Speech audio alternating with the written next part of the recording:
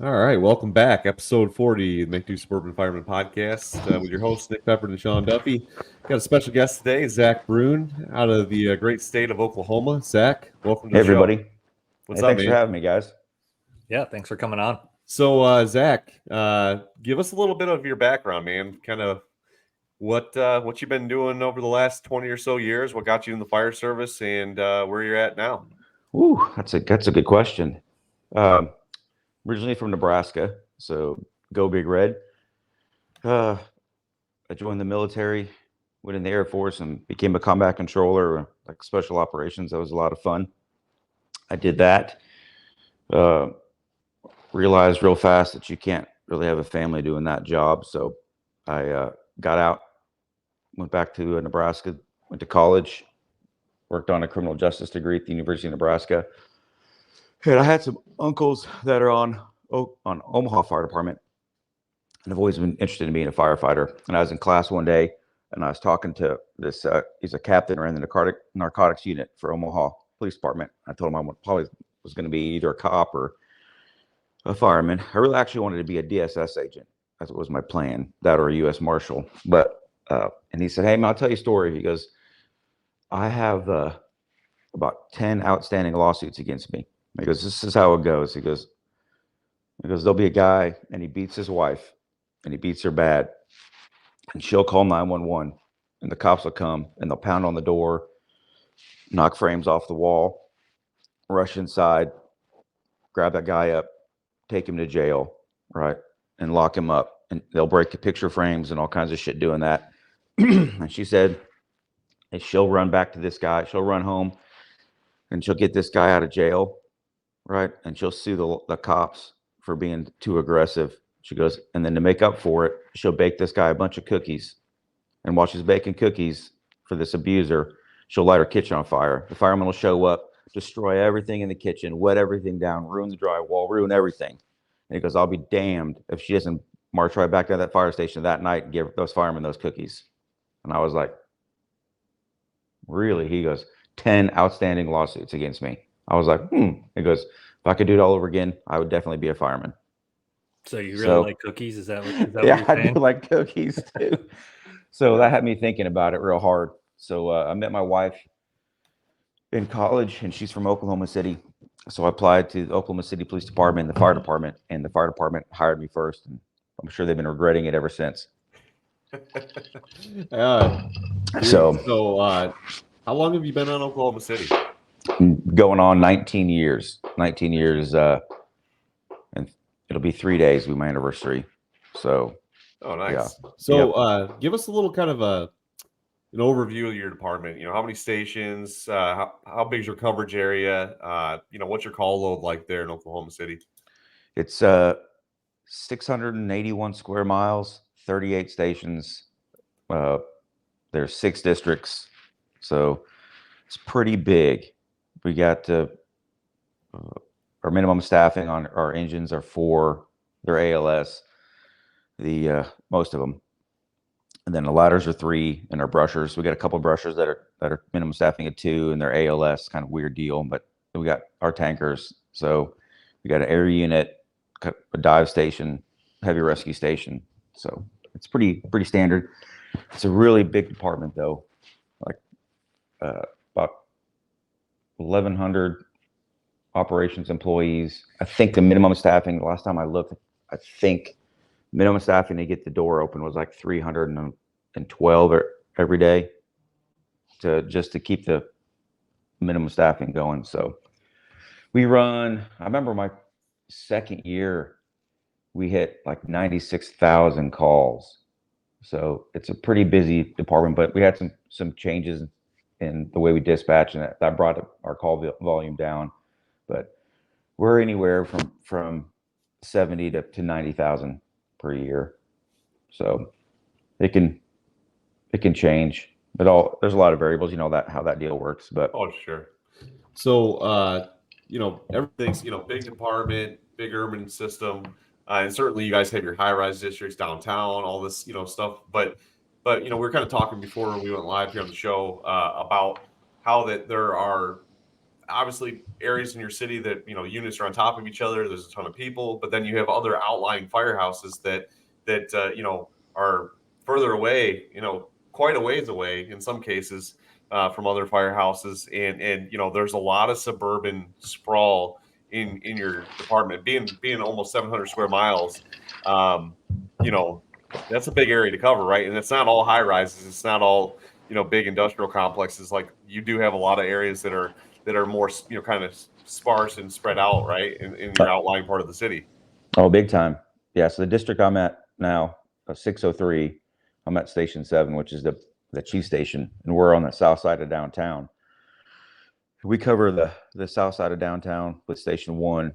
They cover basically the north side, and then Station 6, they've got the east side of downtown with all the high rises and all that kind of stuff. But we also have another section of town out northwest where my wife works on Northwest Expressway, and that's Station 17s and 30s, and they have just as much high rise there as we do actual in the downtown. It's kind of crazy.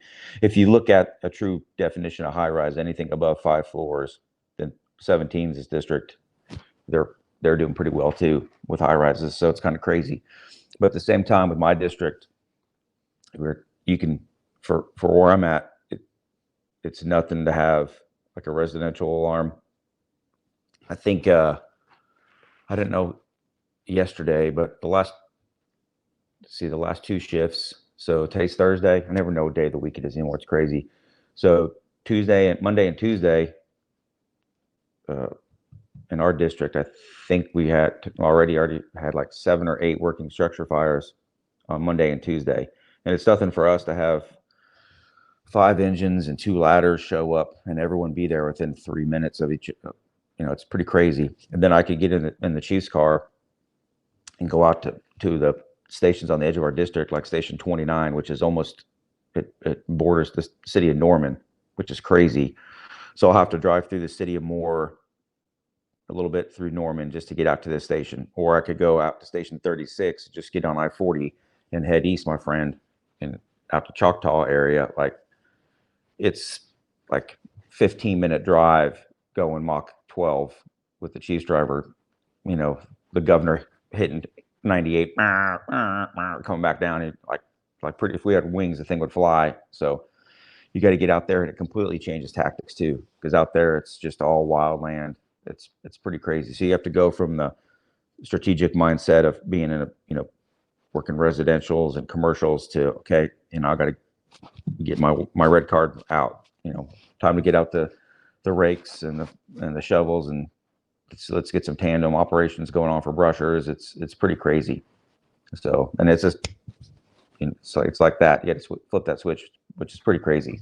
It's crazy for the firefighters too, because we loan a lot. Right. Yeah. Every day there's a loan. We call it loan again him. So where I'm at, the guys are great at my station. They're phenomenal. Some of the best in the city. I'm sure every fireman says that, but these guys are really, really top notch. But they don't say that they don't like to take off a lot because they want to be there. Well, then we've got extra bodies. So now we're having to loan off. So the guys on the rigs could go from being at 7s, where it's mainly structure and residential, to, hey, guess what? You're going out to 36s today. Take your wildland gear. It's a big joke. Hey, take your wildland gear, because you're gonna be out there. You'll be out there raking all afternoon. Yeah, no, I think that's, you know, the great thing about highlighting that is a lot of people automatically associate some of your bigger cities, right? It's just urban. How could they understand, you know, suburban or rural mindset? But you guys do indeed cover suburban and rural areas, and, you know, having to shift gears from shift to shift and be like, hey, you know, you're downtown, you know, in the high rise district today, and next day, you know, you're out, like you said, with wildland gear, forestry rakes, and thinking a completely different mindset, right? Different staffing levels, response times, all that stuff shifts.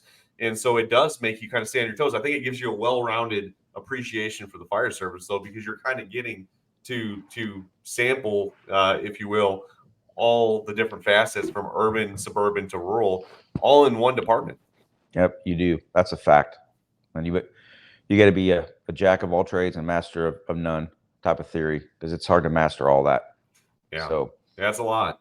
It is a lot. So that being said, I know one of the things that's near and dear to your heart is engine operations. I want to just kind of dive in about engine ops. You know, your mindset, you guys in Oklahoma City, what your philosophy is with your engines. I know you guys, you do a class called the Pro Load.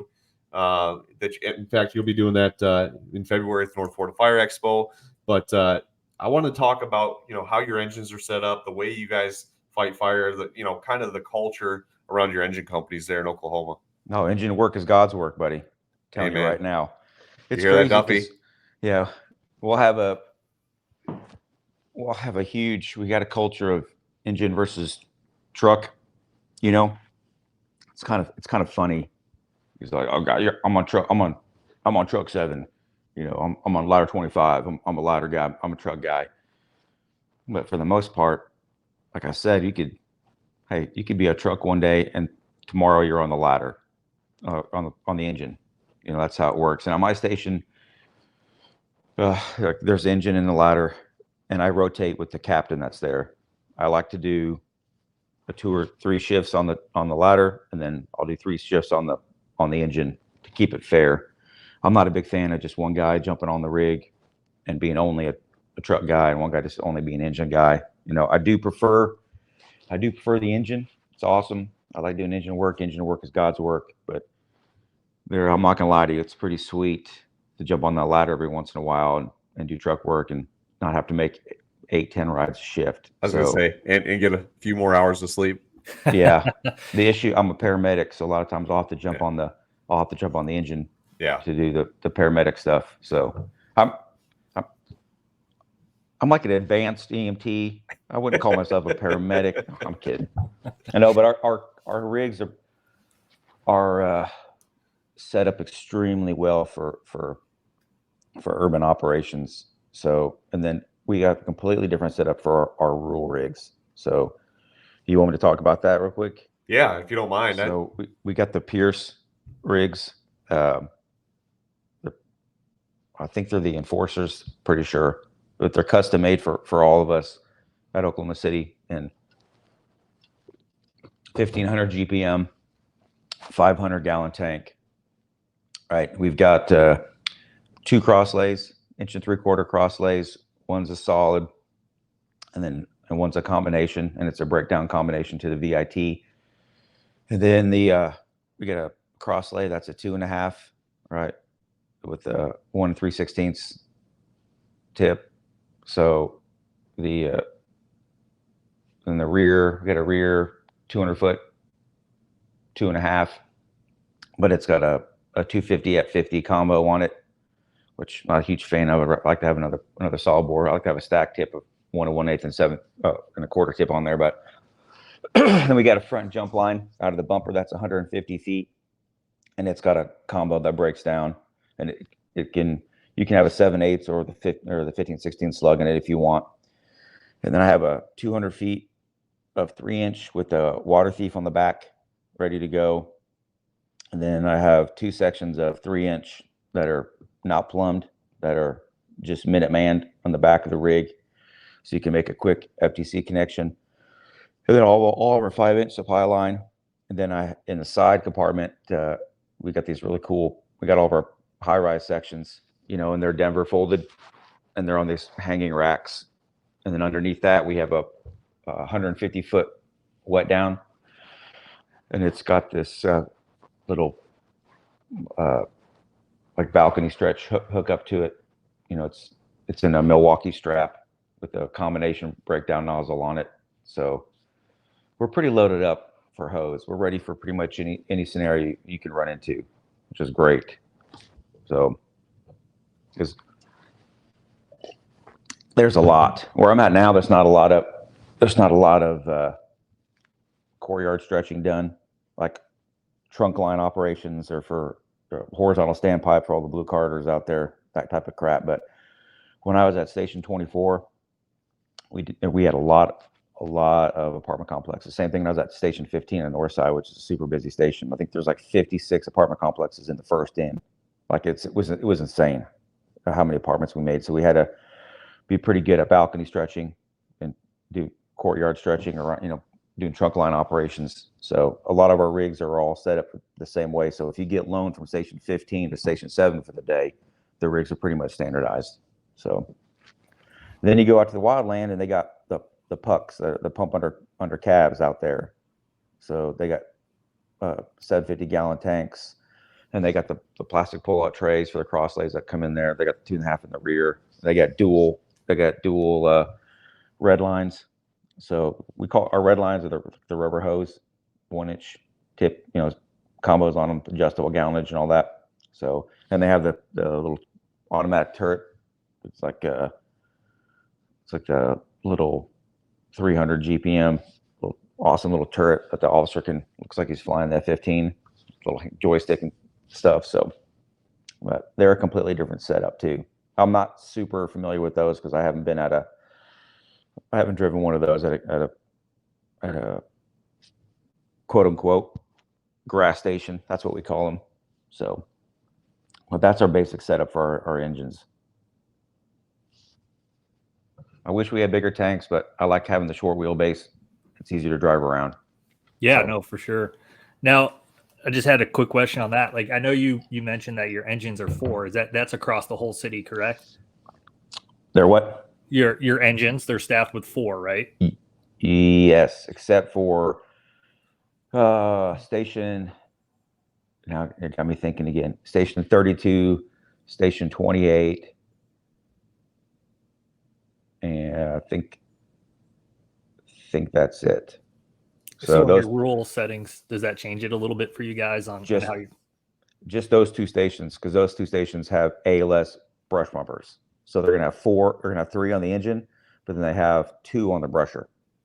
But all the other ones, even if they're a grass station, like 27s, 29s, 36s, 33s, like 38s, they all have 4 on there with a single man brusher or a tanker.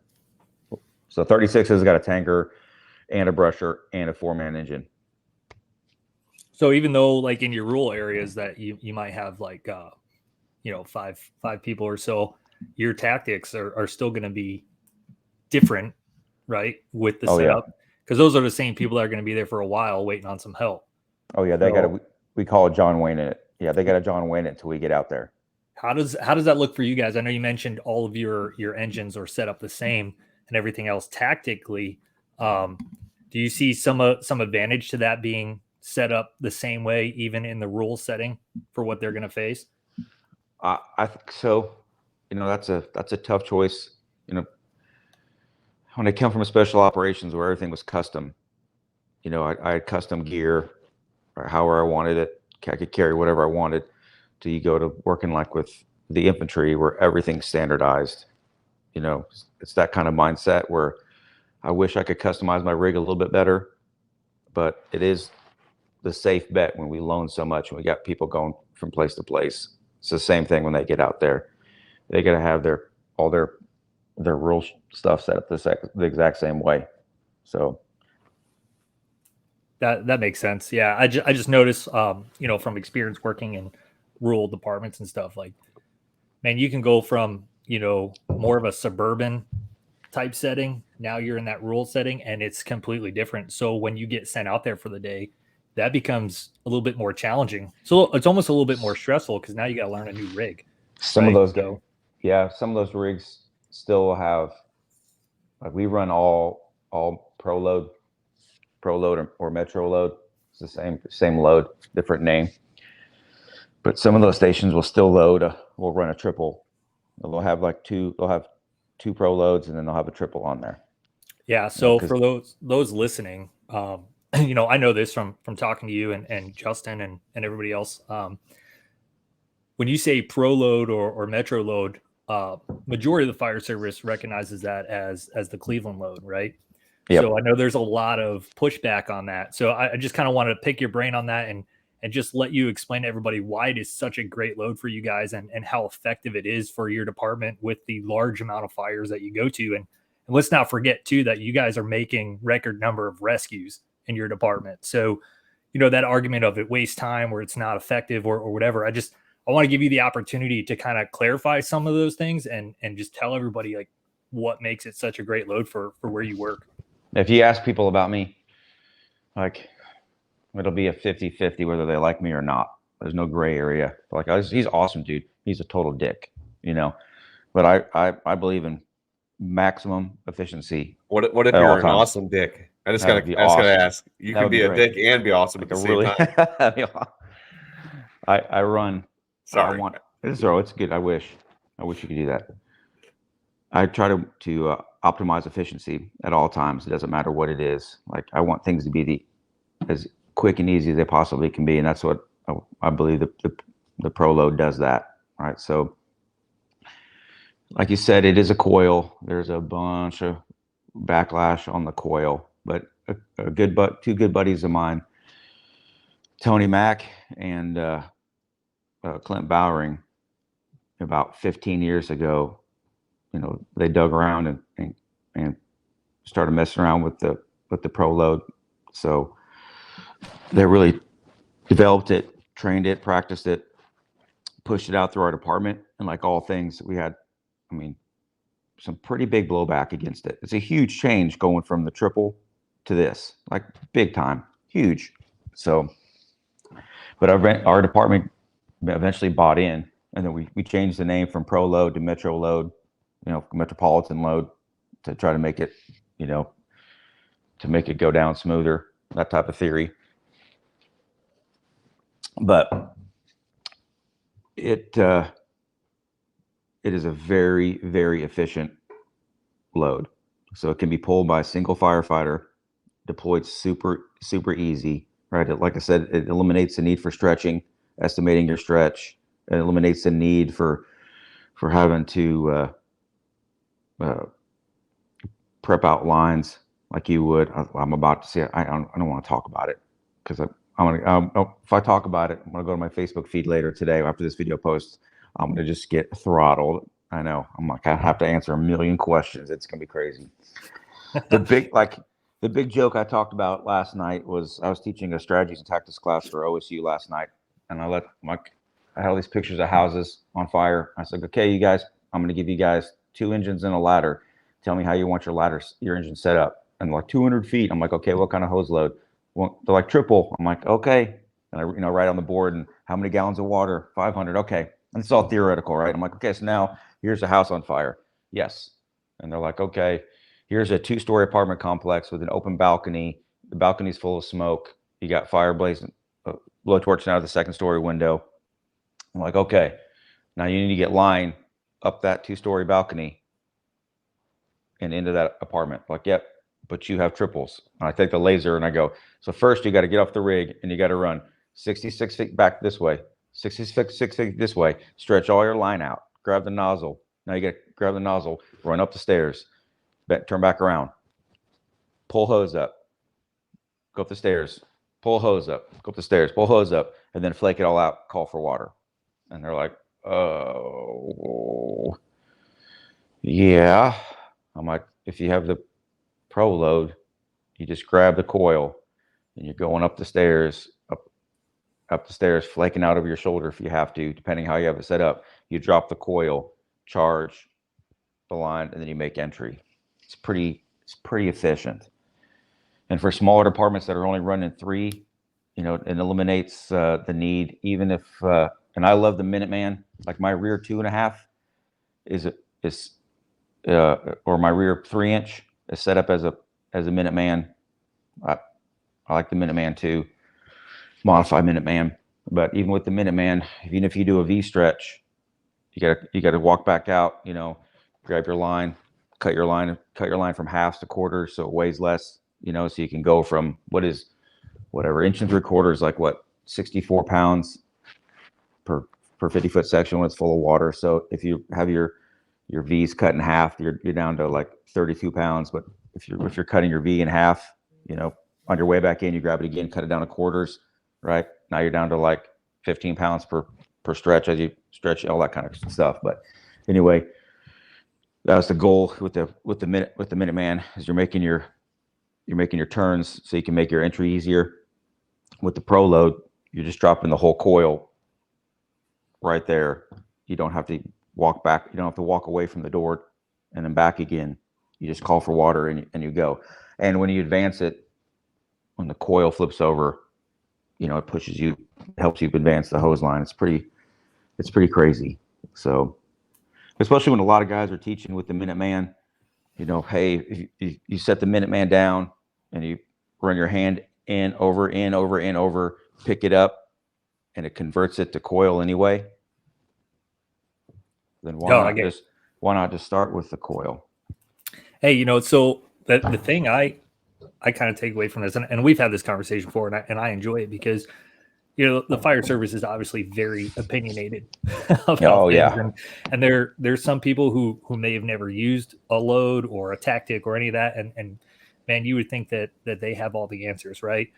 One of the things that I think is important for all of us to understand is you got to use what works best for you and the situations that you face. Like, where I work, like, the streets are tight and everything else like that. And when I got there, we had triples, and, some people liked it, some people didn't. And we've moved to bundles, right? We do a modified Minuteman bundle. So we do 200 feet, 100 feet flat, and then you have your bundle. It makes us very adaptable to any situation, that we have. And we also have bundles that are off the rear. So we call it the leader line. So if we need to stretch further, obviously we're gonna take that bundle first, and pull it off with the 2.5. So anyhow, I just urge everybody to, like, hey, unless you physically have put it through its paces, and whether it works for you or if it doesn't, just you got to make your own decision and steer clear of what people are saying, because there's a lot of argument of, oh, well, what about the kinks, or what about this, or what. So for you guys, how have you experienced that, or is it the technique that you train on? Like, you can eliminate some of that stuff. What does that look like for you, so that maybe you can give a little bit more insight to those people that are major naysayers? Oh yeah, the kink issue is a fact for sure. And when I teach, I doesn't even matter if I teach at OSU for my own business or at my own department. I teach everyone. Like, because I've taught Recruit Academy. I was FTO for one. It was a great time. And I brought tons of people into the academy that I taught. I mean, people on my own department that we are in different cliques or had different mindsets. I'm not going to say we're enemies. We just have different mindsets. I made sure to bring these guys in to teach the academy I was in charge of, because I'm like, hey, I want you guys to have a well-rounded idea on everything. I always say in the fire service, there's 8 different ways to fight every fire. So by picking one and learning one, that's the wrong thing. You need to learn as many different ways to fight everything. It's the same when I do forcible entry. I don't teach just one technique. I teach about 6 or 7 different techniques. And I'm like, now I showed you like 8 different techniques. Pick out which one works the best for you, and let's master it. So it's the same thing with hoses. I don't just teach. I teach hose classes. I don't go, hey man, this is work. I'm teaching you guys a pro load and pro load only. Like, I teach the flat, I teach the minute, I teach the triple. When I teach the pro load, teach them all. That one, take these back to your department, and whichever one works best for your department, here's how to modify them. To pick one load load only, and say this is the best load, it's the only one you should have. Like, that's, to me, that's mind blowing. Like I said, like the rule rigs, they'll have a triple and a pro load on there, because if they show up, I mean, you can take the pro load if you have a 200 footer. If you take the pro load, you can pull it and run straight forever. But I'm not going to lie to you. You got the whole coil. You got to turn your body as you're running, and it's flaking off. And there's all these variables to be good at it. Do you want it, when you make the coil, do you want it to be shorter? If it's shorter, then it doesn't hang off the ground as much. But then guess what? It flakes off your shoulder faster because it's smaller coils. But now, hey, I want my coil to be longer. Well, then it drags a little bit. But guess what? Now I don't have to flake as often. I can take 2 steps before each coil goes. You know what I mean? So there's all these tiny variables which we can talk about. But I'm not gonna lie to you. If you've got to go 150 feet straight from the curb, like the triples is easy. You just grab that some bitch and you can just haul ass straight. You just like running, you know, and it's like just flagging off behind you. So for those rigs to have both those options, you'd be dumb not to do that. You know what I mean? Bingo, man. So I love that because I think that we have this conversation all the time. You have to do what's best for your jurisdiction, for your area. And even within the same department, man, to have a couple options, I think is good, because I can tell you, like I said, if you're in a suburban setting where your houses are all cookie cutter neighborhoods with, 60, 80-foot setbacks is a normal thing, and that's what you're running, where you got a straight shot pretty much to the door almost every time, you pull past, go straight to the door. Like yeah, that's you can't argue that the triple's the fastest load. If you got a clean front yard and you're going straight to the front door, dude, like it'll smoke it every time. But where the triple might struggle is in you get in your urban setting where you got a lot of stairs, cars, and short setbacks, and all this other stuff that you got to contend with. Maybe it's not the best load for that, right? And I think that's the thing. You got to take into consideration your jurisdiction, your fire department, how you operate, your staffing, all that comes into play. But I want to talk to you real quick, because you guys are probably one of the larger fire departments that I know of in this country that are running the Metro load or the Pro load, if you will, as a kind of a staple. So what kind of hose or nozzles, if you could just kind of, I know you kind of briefly touched on it earlier, but kind of go back to like what kind of hose are you guys running and what's your typical nozzle set? Because I got a lot of people that say, you can't do it if you're running smooth bore because it's low pressure, it doesn't work. What is your setup as far as the tack package goes for hose nozzles, and what are you guys pumping to that to kind of to manage the kinks and things like that for you guys? yeah, I forgot. Big Sean brought that up, and I was gonna meander my way over there. Thanks for making sure I'm staying on topic. But yeah, I'm here for you, baby. I appreciate it. We're running Combat Ready by Key, and then we're running the Big 10 for the 2.5 and 3, which is great. And then 7/8 or and 15/16. Then we've got for the 2.5, we've got Kurt's Elkhart brass, the 1 and 3/16 inch, 3/16 tip. We had 1 1/4 stacked on one with 1 1/8 tip on there, but we switched over to those about 2 years ago. So you can get the 305 GPM out of them. And then we've got our combos. We've got Metro Task Force tips, Metro ones, and they're 175 at 75. But we got different baffles. So one of our baffles is a 185 at 50 baffle put in our combo. So, and some of them we've got, most of them are breakdowns, but we've got one that's not a breakdown. But that's what most of our lines are. But we got the VIT nozzle on one of our crosslays as well. But I got you. So that was one of the issues. Like we switched. We had it for a while. We had our own couplings. Oklahoma City had special couplings, and back in 2015 we started the switchover process. And engine 15 was one of the first engines to come in. It was a pain in the ass switching that thing over to national standard. I had to come up with all the adapters and shit.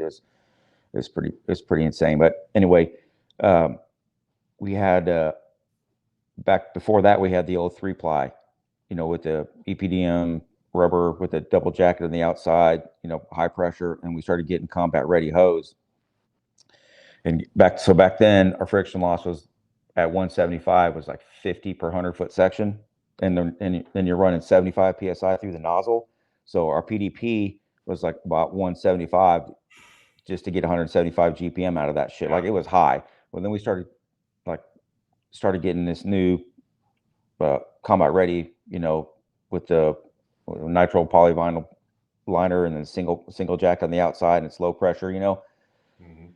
And I'm like, hey man, the friction loss dropped way down. Like we're down into like 15, dude. Like we don't need to be pumping 50 per 100-foot section, but guys are still pumping 175, and we're like, fuck, this line sucks. But anyway, so we had to deal with that variable, which is crazy. But before that, when the Metro load or Pro load first came out, the kink issue wasn't such a big deal.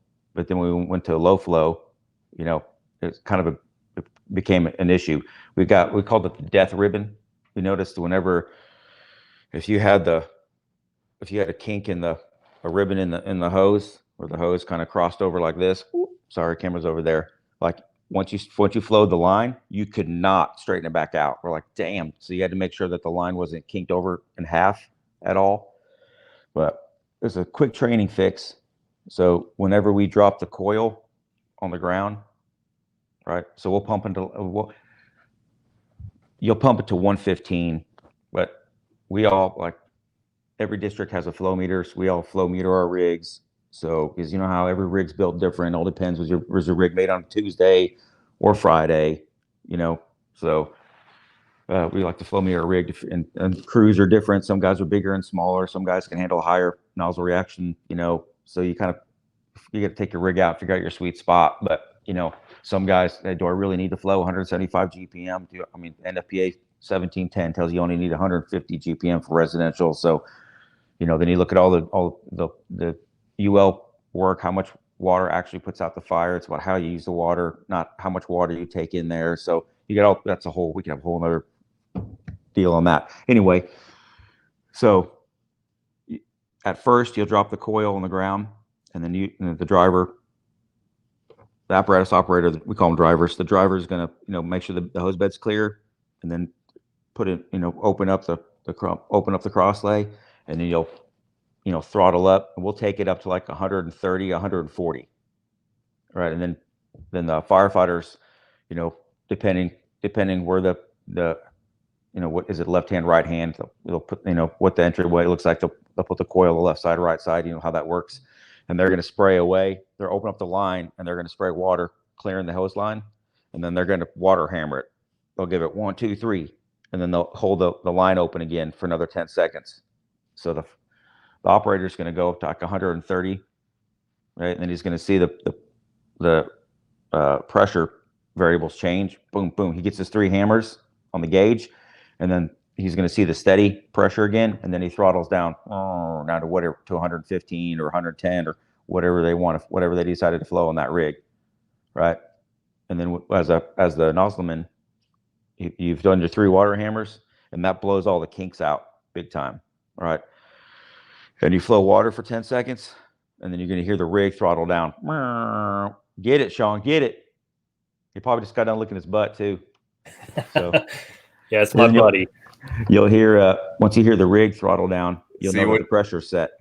So now the rig is actually set to flowing pressure. So right. When you go and start making your push inside, the operator doesn't have to readjust the pressure every single time. But that usually blows all the kinks out. You just got to throttle up a little bit. It's simple training is all it is. You know what, man, I love that, because like anything, you have your strengths and weaknesses in every different load, different operation, right? There's things that you got to look at, and like I said, make it work for what you guys do, and that's exactly what you guys did. So you switch from a higher pressure system to a lower pressure system, a low pressure system, with the combat ready hose and smooth bore nozzles, things like that. And that's a lot of the feedback you get going around the country is like, it doesn't work if you got to run low pressure system. So I love the fact that you guys said, hey, this is an easy fix. We just throttle up a little higher, cycle the nozzle a couple times, pop, pop, pop, pop, pop, blow those kinks out, right? And then come back down to where it needs to be. And so, kind of shifting gears here, man. Training is a big deal to you, man. Like, you're really into training. You're really, obviously teaching OSU. You got your precision fire training company. Traveling, teaching in different conferences around the country. It's important, right? It's important that we're sharing and passing on knowledge, teaching other people to be critical thinkers, teaching them to be better firemen. And so I just want to shift gears here on the training thing, man, and get your philosophy and thoughts on training, where we're at as a fire service, why it's so important to you, and kind of what really got you going down the road of wanting to get into training and to kind of take that lead role in helping other people learn. Oh, dude, those I can't do, teach, bro. It's that easy. You know what I mean? I was like, shit, I'm a horrible fireman. I better start teaching. I don't want anybody to know that whole deal. The secret's out. I know. That is simple. That is so simple. when I was in special operations, so I left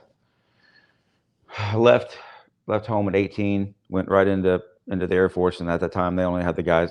That's the only branch that you could go right from basic to try out for special operations. So I did that.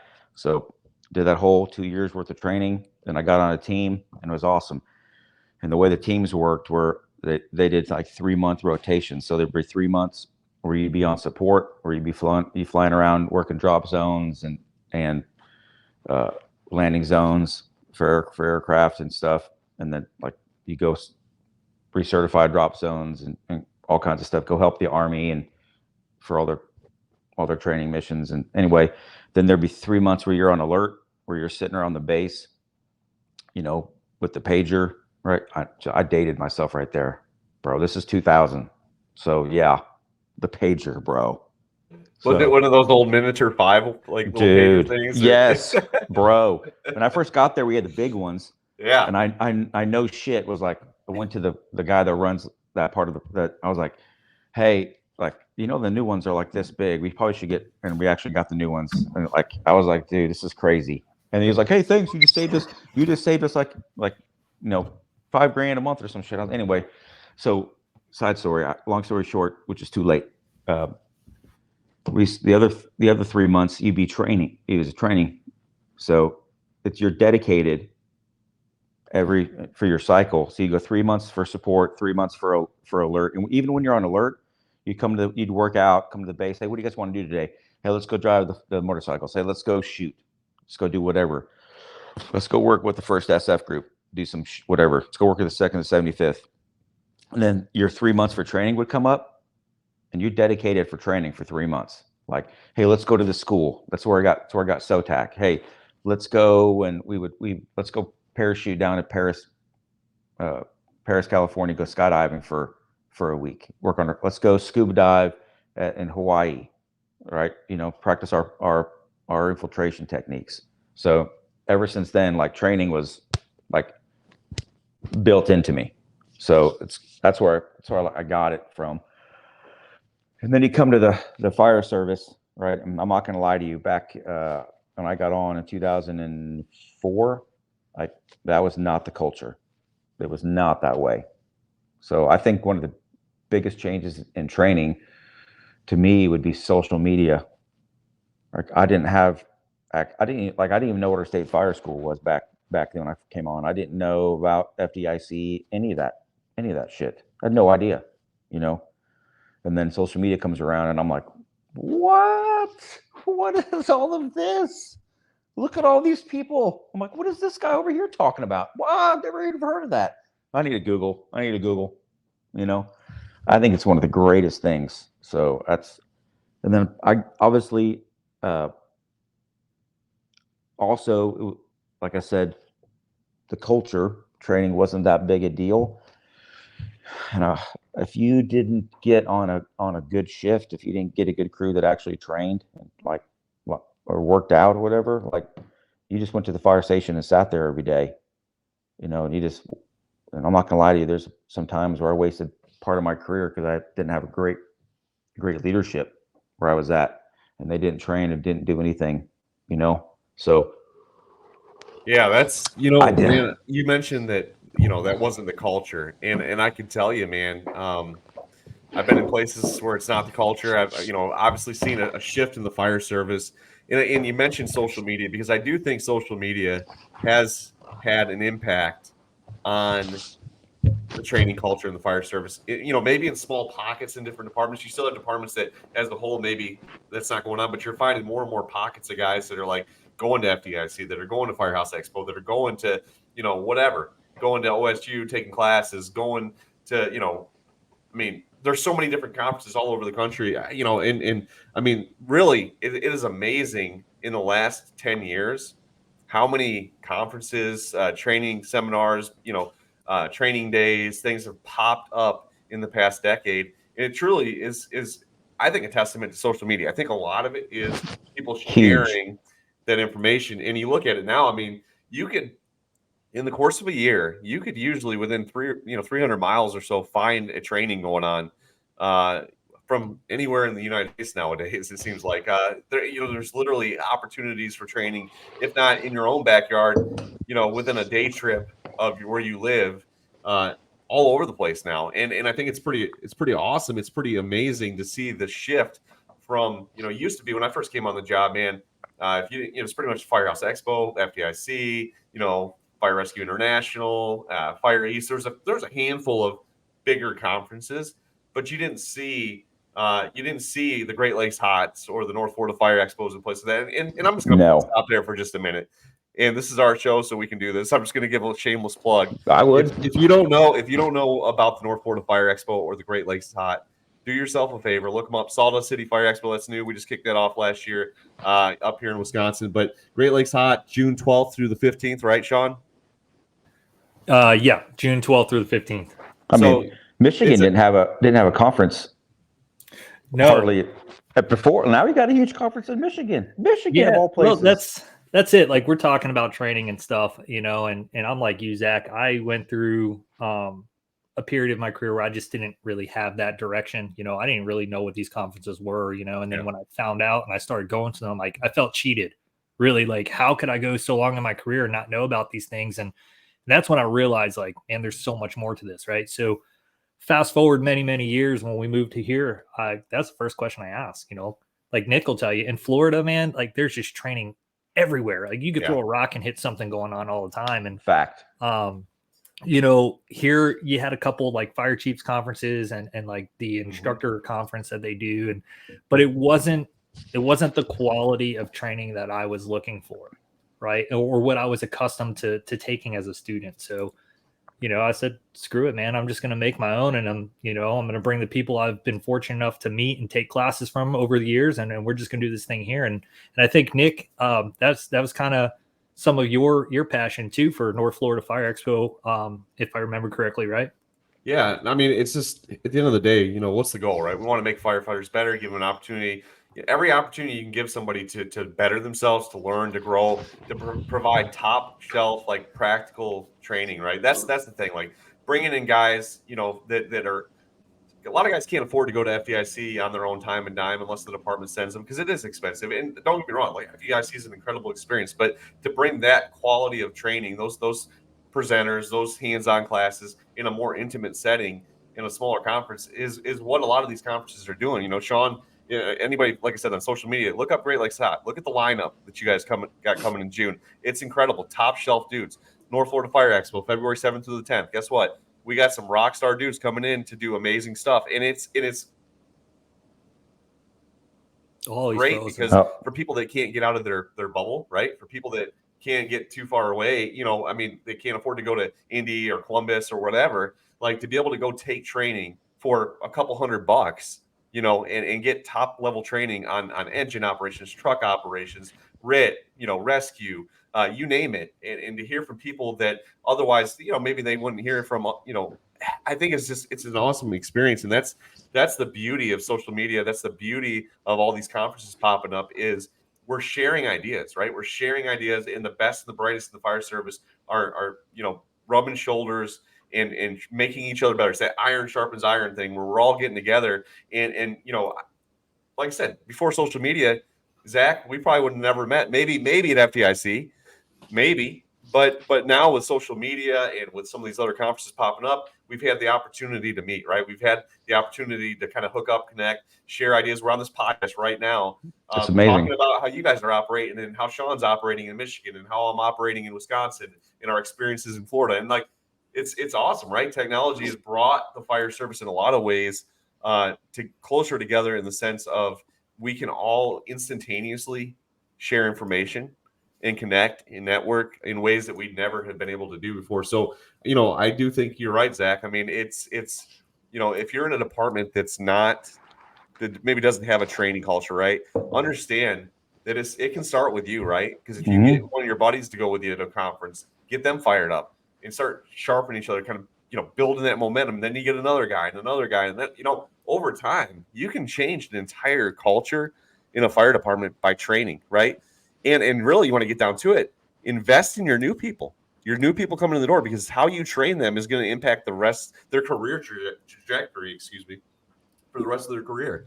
Zach, I want to get your thoughts on this, but what are, when it comes to training, obviously we want to be practical, right? We want to give people stuff that's going to help them do their job better. But what are some things that you try to hone in on when you get new people that come to your shift or, your crew? What are some things that you try to focus on with them and instill in them early on in their career? Oh, right off the bat, like mopping skills. Okay. Seeing how good they are with cleaning the toilets. That's super important to me. We know you're not teaching them how to make coffee because you don't drink that shit. I don't drink, like 100 fact. Hey, you know what? Coffee. If you don't drink the coffee, don't make the coffee. Do everyone a favor. Yes, that's a fact. I learned that lesson the hard way. They're like, how much coffee grounds you put in here, Zach? I'm like, this much? They're like, this tastes like shit. I'm like, I don't know. I don't drink coffee. Like, you're never making it again. I was like, sorry. So, no, but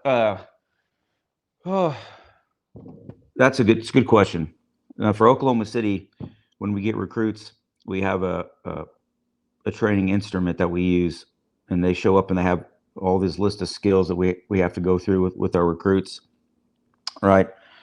All these different things we have to train them on. So we work on that. But like when I get like 1 year guys that have graduated from finished their probationary year and they're actually going to be at my station, I have a training, not a regiment, but I have training ideas that I want them to go through. The first thing that they have to start doing is AOA. All right. So the Apparatus Operator Academy. So I have this big book of things I have to do. It's an awesome book. We have to practice so many hours driving each rig, pumping, got to do forward lay, reverse lay, drafting, all this kind of stuff. The aerial, set the aerial up, practice. We teach them all kinds of stuff, elevated master stream operations, and it gets into like just checking the rig off, and they have to study that AOA book and take a test on it. So, but aside from that, I usually start out with giving them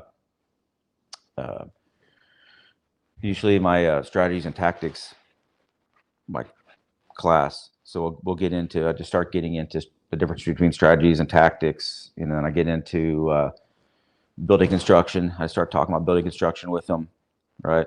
And we'll do that in the formal setting where we're sitting around the kitchen table, and I bring the PowerPoint up on the TV there, and we'll talk about it. Then obviously we do it as we're driving around the district from calls to calls and doing stuff, do the old walkthroughs, walk through the buildings, talk about stuff, obviously. And then I'll get into start teaching them about reading smoke, give them a little reading smoke class, and then I'll get into fire behavior, talk about the fire behavior stuff and about reading fire, difference between, a blow torching window and an orange window and all that kind of stuff.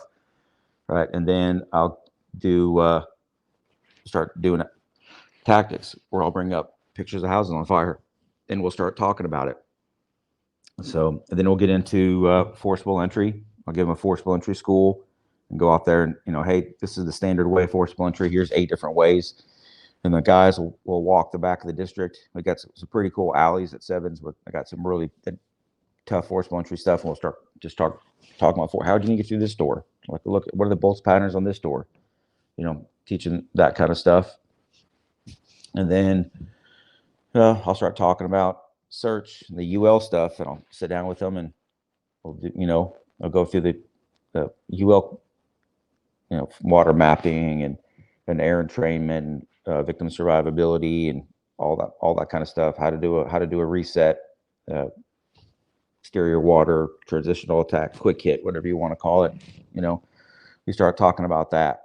So, and then we'll go out and we'll do a high rise. Like we got a building right next to us that's got an exterior staircase. So every once in a while, I'll get the chalk out and I'll draw the landing, and we'll start talking about high rise pumping. I got kind of a regime, like a regiment. So that's where my classes came from.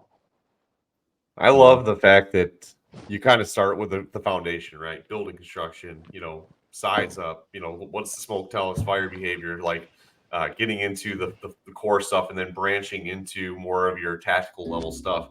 I love that, man. I think that's a good approach to it. And obviously I'm a little disappointed. I thought you were going to tell me that you just have them sit for hours on end with Target Solutions in front of a computer. That's what I thought was going to be a part of your training regimen. But you know, No. what you said was probably better. So I'll give. But I do have to ask a question about Taylor Swift bingo. Oh, bro, it's all there. I gotta know. Confirm. Confirm. Are you not a Swiftie? I mean, if you're not a Swiftie, you're not a Swiftie. My daughter, you know my daughter listens to Taylor Swift, so I guess by default I am. Now, if you got $2 and a wife in the car, guess what you're listening to? You know what I mean? It ain't Big Papa. It's Taylor Swift. So I don't have a choice, man. So that's the same with Mumford & Sons, man. My wife's a huge Mumford & Sons fan.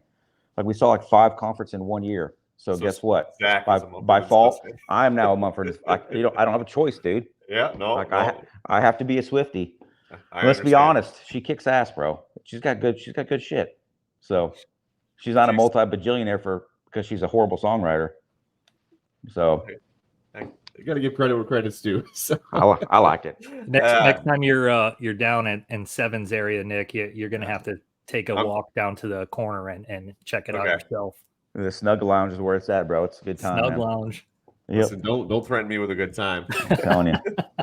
No, but training's super important. And you're right. Like I try to take guys with me. Like Lake of the Ozarks, Florida, right? I'm bringing 3 young guys with me. Like, hey, get exposed. Like you got to go down there.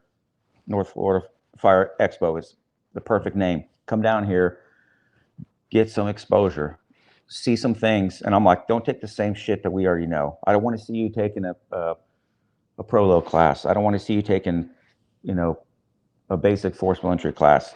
Take something that we've never seen before. Take a class from a load that we don't do or something that we don't specialize in. Go take those classes and come back and teach us something that we haven't seen before. That's the whole goal of going down there and going to these conferences and seeing, like you said, that's why I like going to National Fire Academy. I love that place. You want to talk about a place to meet people from all over the world. The very first time I went, I sat next to a dude from Houston, a dude from Denver, then a guy from like Baltimore. I'm like, this is crazy. I'm like the guy's the instructor's talking. I'm like, hey, hold on a second. I got a conversation about Denver. I got to finish over here. How do you guys do high rise? I got a question about how these guys do vertical ventilation at Houston. I'm like, sorry, I don't like the opportunity to get exposure to so many different departments. It's crazy. That's why I like going to conferences, and you have to create that culture, right? I know some dude on the show likes to talk about culture quite a bit. You got to create that culture with the young people, because that's what didn't happen with me, and that's my whole goal as an officer is to change how I was treated, make it completely different for the next generation. There's so much there that I think people need to hear. And one of the points that you touched on, I think is worth addressing a little bit to people that do go to trainings, or maybe people that haven't, that may want to, is, it's easy to go and take things that make you look like a rock star, things that you're good at, maybe things that you really like to do. And that's fine. that has its value, but if you're going to go to these things, like, man, you got to step outside your comfort zone. Don't be afraid to fail, and just, I think that's the biggest turnoff for people. Why they don't go is because they feel like they're being watched and people are going to laugh at them. And that's just not the case, man. That the environments that you get from these conferences are not only like some of the most welcoming in the fire service that you're going to find, but supportive. Like, people will sit there and actually help you, if they see you struggling, and you're going to walk away a lot better than when you came. And you can either stay in your shell, right, and just continue just doing the things that you're comfortable with, or you could say, hey, I want to be better. And the only way to get better is to make yourself unfamiliar with things and be part of that and learn what there is to learn. And the fire service is so huge, and I think that's the beautiful part about it, is there is so much knowledge. Like, you guys are going to do different than what we do in Ann Arbor, and then Nick does in Oscott.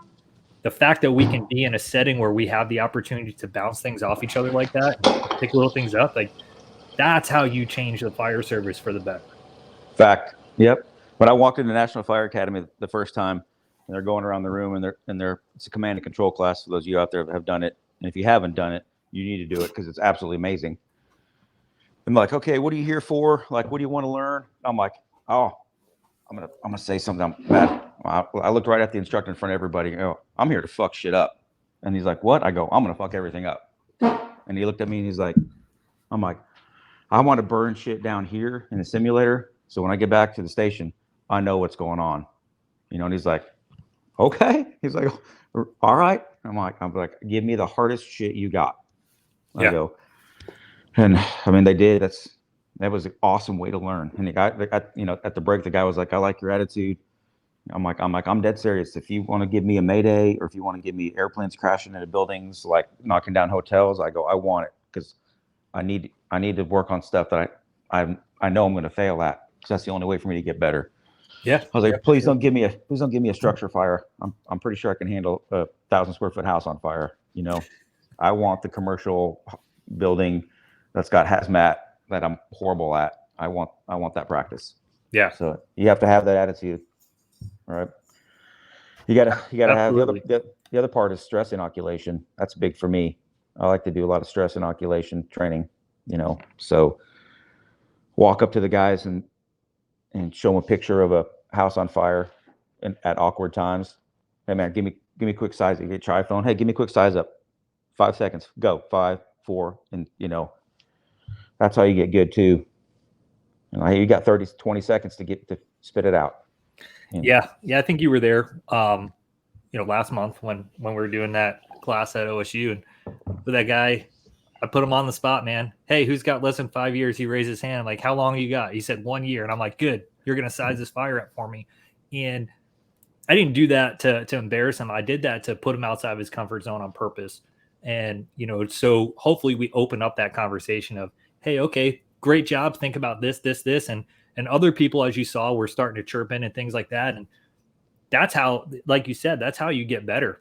You know, anyone, you could be great at sizing up your bread and butter fires all day long, but it's really about doing things at the fire that might be once in a career or something like that, where, you know, like if you could do it in those environments where it's open for you to fail and you can mess up as many times as you want, when it's real and it's in your face, you're going to be, you know, having a pretty good know all of what's going on.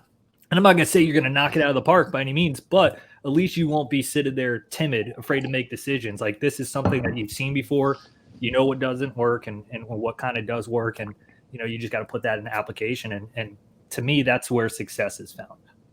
When you get like a new driver shows up, because like for us, a lieutenant or sergeant, when they show up, yeah, they drive the rig, but they're an officer. So when as the major, when I take off, the lieutenant or the sergeant, the driver, he hops over and he's a right seater, and then one of the guys from the back, who's A-way certified, he jumps up and he drives for the day. I'm like, so you're in charge? I'm like, you're in charge of these guys tactically. So we'll show up and we'll go and do we'll do the strategies class. You know, one afternoon we'll sit down and talk about reading smoke and, you know, kind of get everything on the same and kind of see what they know. And then we'll put the PowerPoint up on the TV in the day room, and we'll put the chairs, push them like the four. We'll put 2 chairs in front of the TV, 2 behind them, and we'll bring them in. We'll put them in the right seat chair, and we'll have the other driver, when the other driver sit as a driver, and 2 firefighters in the back. And I'll go, okay, you ready? And they're like, what? 3, 2, go. And I'll change the picture, and there'll be a picture of a house on fire, and I'll look at him. I'm like, give me a size up. I'm like, what? Give me a size up. And the other driver is sitting in the chair, and he'll make the air brake sound. He'll go, we're here. What do you want us to do? And you like yell in his face. I'm like, give me a size up. Give me a size up. And we'll see who's been checked. We call it checking the box trained, where they just go right down the box. Fire attack, ventilation, search, RIT, you know. I'm like, hey, this scenario doesn't call for vertical ventilation. So why are you assigning a guy to ventilations? Search is a higher priority here. You didn't assign search to 4 people down. Why? Because that's how the check box goes. You know, you get those people, and I'll be like, you assigned fire attack. Yep, I did. Okay, so where do you want the guy to pull the line? He's like, well, I said fire attack. Okay. Then I'll tell the guy in the back seat will be like, okay, I'm pulling the 2.5, and he's like, well, no, I didn't say 2.5. It's a good way to stress these guys out, to show them the importance of, hey, it's not just we're not just checking boxes here, dude. You got to see things, read things. You got to make sure that the tactics are somewhat correct. You got to make sure that the guys in the back of the rig, they know what's going on. They've been trained, right? If you can't count on just saying fire attack and magically it's going to happen. You could have a guy with a year and 2 months on that was at crappy station, and he's, you're like, hey, why are you pulling the inch and 3/4 around the back? The fire's over here, So that's kind of that's what I like to do. It's kind of fun. Yeah. Dude, I think that, man, you hit on something. I mean, seeking out the hard task, right? Seeking out things that make you, challenge you, right? That make you kind of, think on the fly and adapt. And I think, when we're training, obviously we want to develop a core, foundation of skills and mindset, right? There's a certain groundwork, but then we have to build in adaptability. And I think sometimes you see in training where we only do the things we're good at, we only do the things we're comfortable at, the things we're familiar with, right? And so it's easy to look like rock stars when you're doing that, but throw in some variables, throw in high heart rate, stress, fatigue, right? Start throwing in these other variables. That's the true, tell of where your skill actually is, right? So obviously we start small and we start building those foundational skills, but then we got to inject some variability there to keep people, so it's not just going through the motions, right? And so Right. I had some thoughts where you were talking about that, right? You got to ask yourself, are you captive to comfort? Because I think a lot of people are, right? We get comfortable, we get in our zone, and this is what we like, this is what we prefer to do, and we only stay in that zone. And guess what? There's no growth in comfort, right? The growth comes from challenging yourself. It comes through adversity. It comes through and this is, when we're setting up trainings, I always try to, whenever I do a training, and I'm pretty sure we're all three on the same page here with this. You got to give students the freedom to fail, because in doing so, when they realize it's okay to make mistakes, it's okay this is where we learn, this is where we grow, right? You're only going to get better because if you make, here's the thing, if you make mistakes, you're going to get better eventually, right? Because you're going to go back and say, okay, what did I do wrong? How can I improve that, right? That's where we all grow and improve and truly take it to the next level, is when we're constantly challenging ourselves to get out of that comfort zone, right? Have the freedom to fail. It's okay to make mistakes in training. That's why we're training. And put yourself in that situation so that hopefully when you get the real deal, we've already been, like you said, you talk about stress inoculation. We've already been exposed to that. We've already been exposed to those variables. We've already put ourselves through the paces of, if this happens, then this. If that happens, then this. And it puts that whole Rolodex in our mind, right? Because we've experienced high heart rate. We've experienced those variables, that screaming mom, that change of direction real quick, like, hey, no, pull it over here, or pull this, or do this. It happens on every fire ground, right? And every fire ground has those external stressors.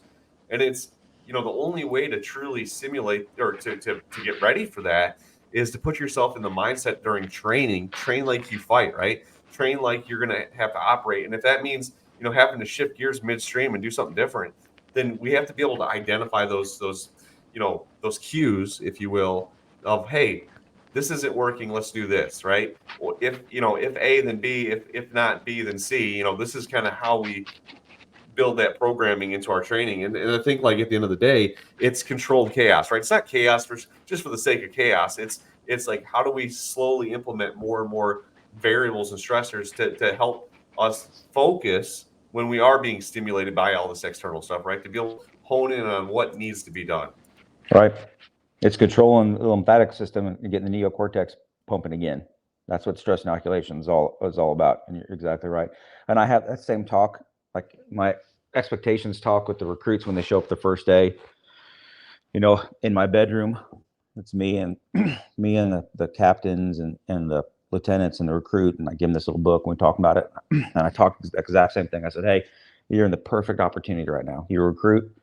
I go, you can screw everything up. This is freedom. This is your freedom for the next 3 rotations. You can screw. I don't expect you to know anything. I really don't. You can screw everything up. And I'm going to go, okay, did you learn? Yeah. I'm not going to sit there and yell at you.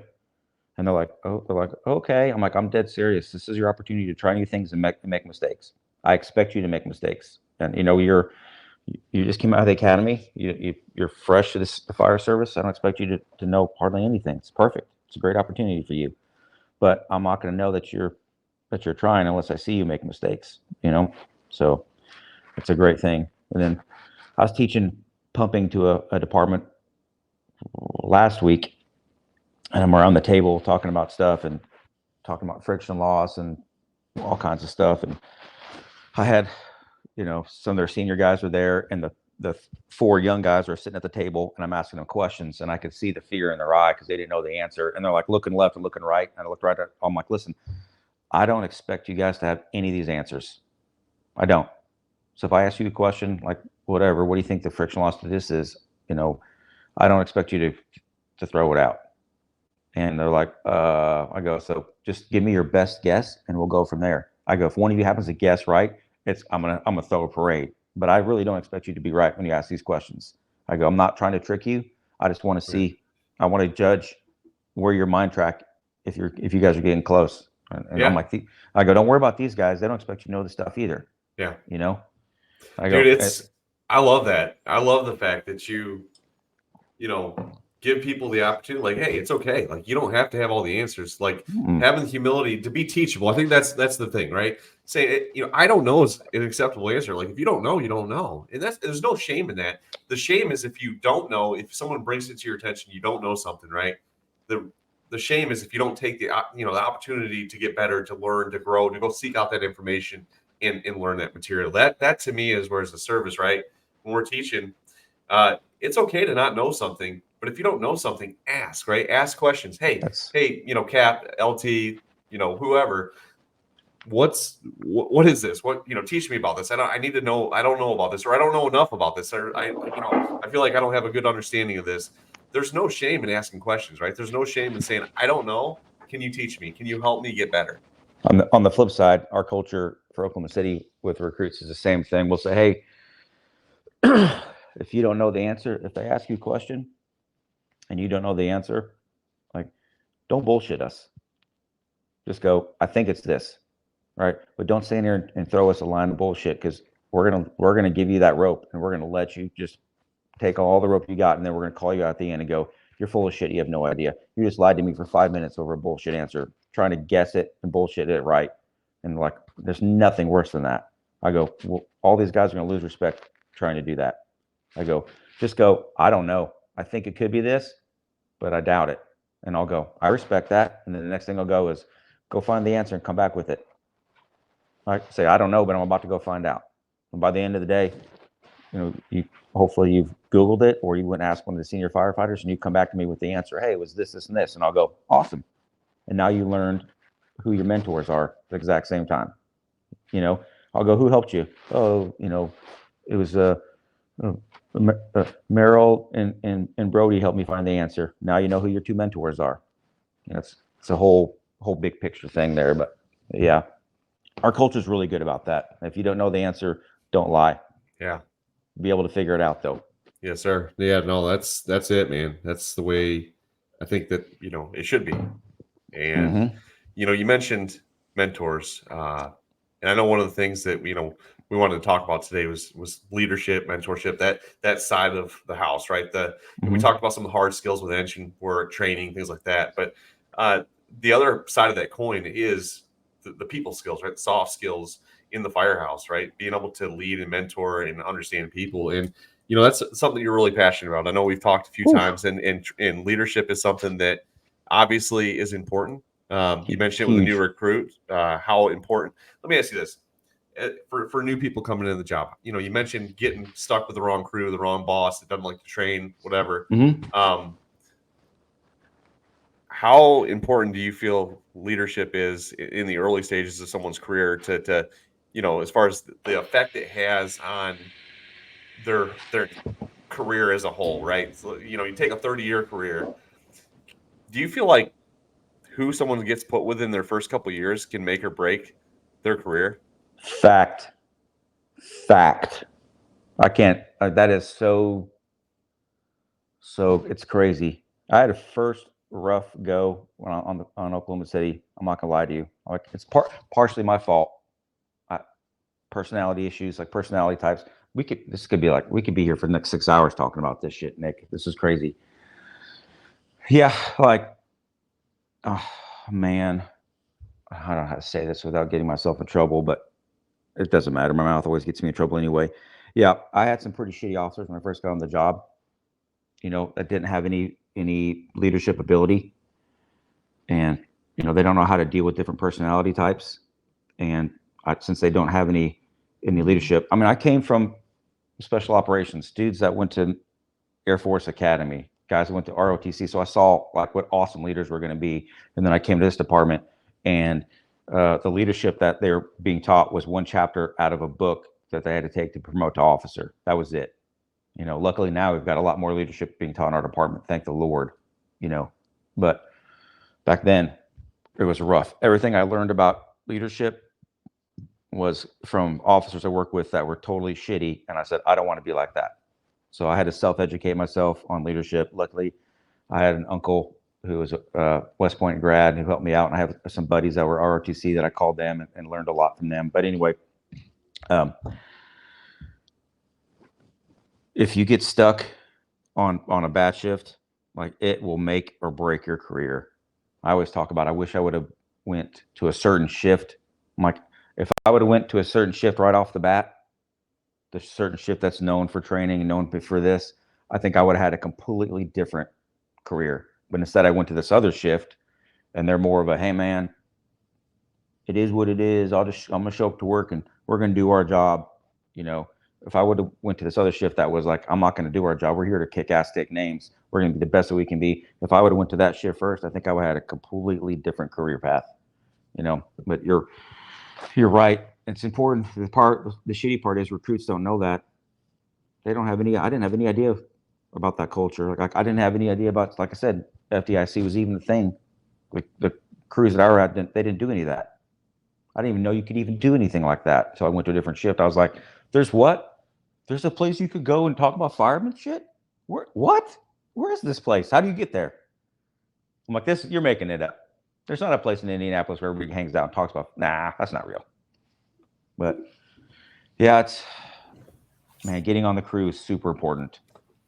I make this point, man. You're fortunate, right? You kind of had some people, somewhere along the way you saw, hey, you know what? There's some deficiencies in maybe, the crew or the leadership, whatever, culture.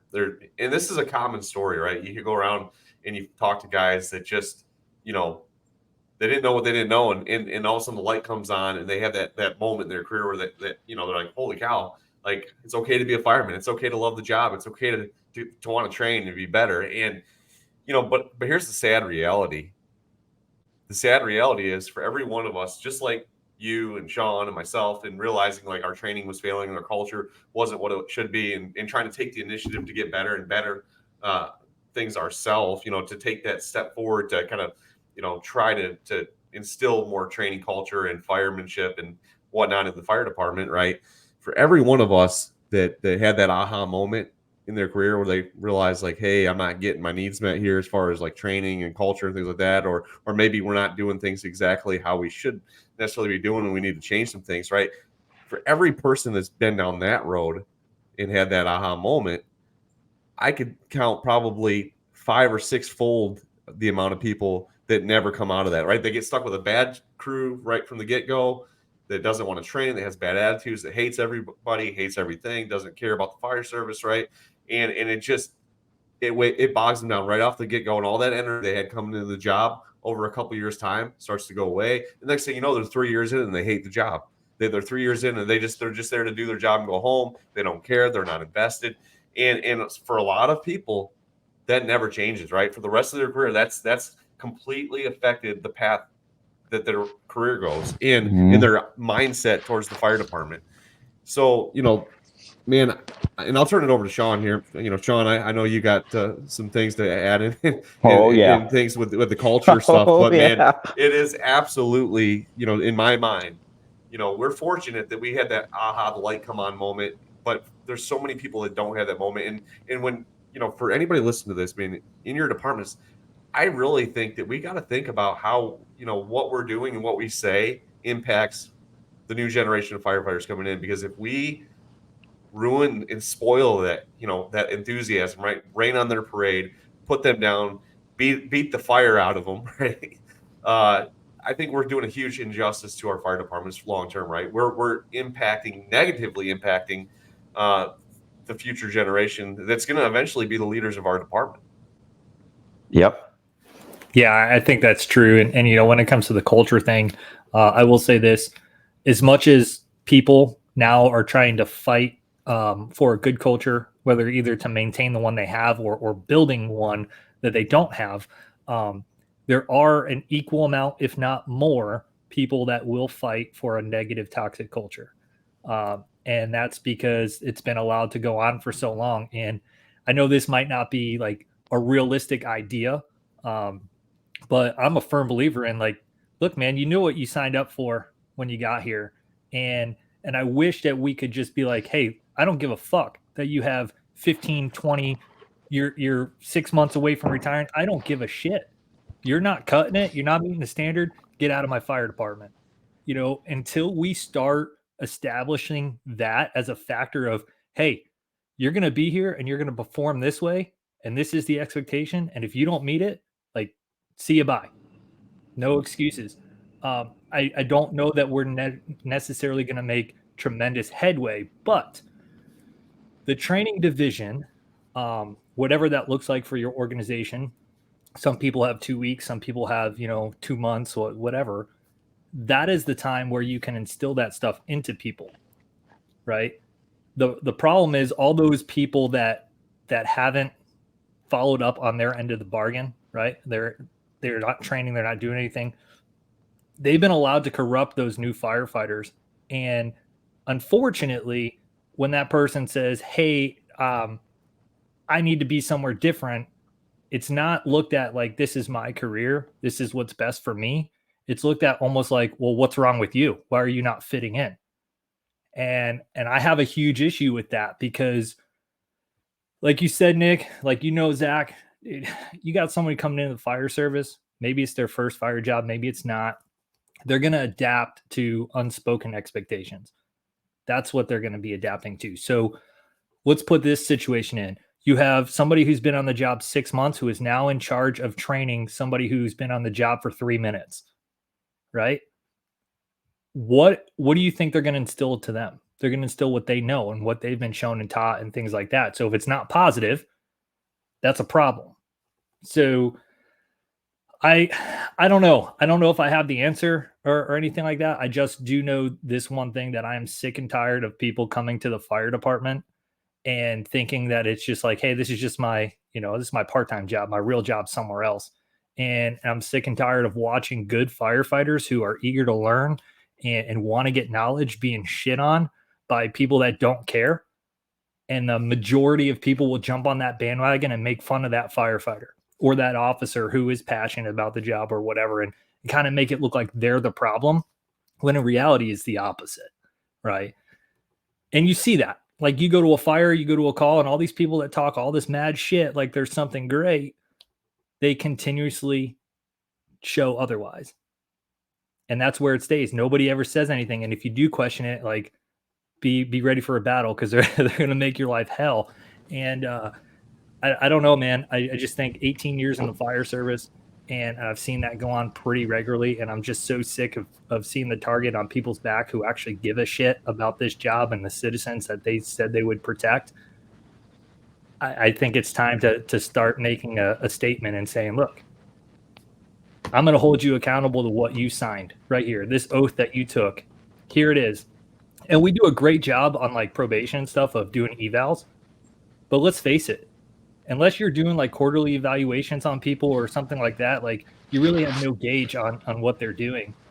And I think that we should foster an environment where nobody's safe. Do not get comfortable, because the minute you do, you're going to pay the price for it. And, start putting those things into place. Hey, we're going to train as a crew, and we're going to start timing shit. We're going to see where your skill set is. We're going to see what kind of trainings you've been to. Hey, you're not cutting it. Fix it.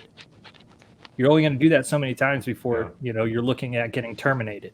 period. End of discussion. Go find a job somewhere else because this place clearly isn't for you. And that's what I would like to see happen because it keeps everybody in check, you know.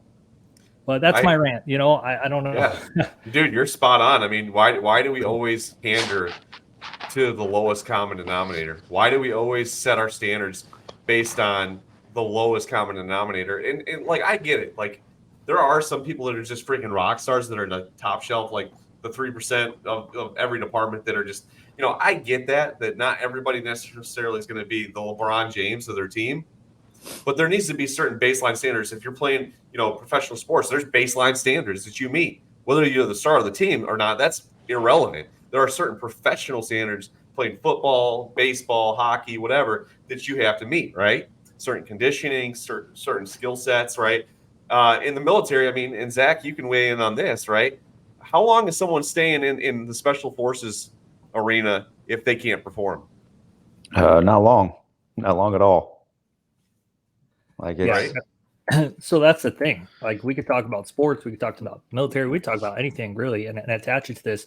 The fact is, you want to be better, then you need to put yourself in a position where you're the worst person on that team.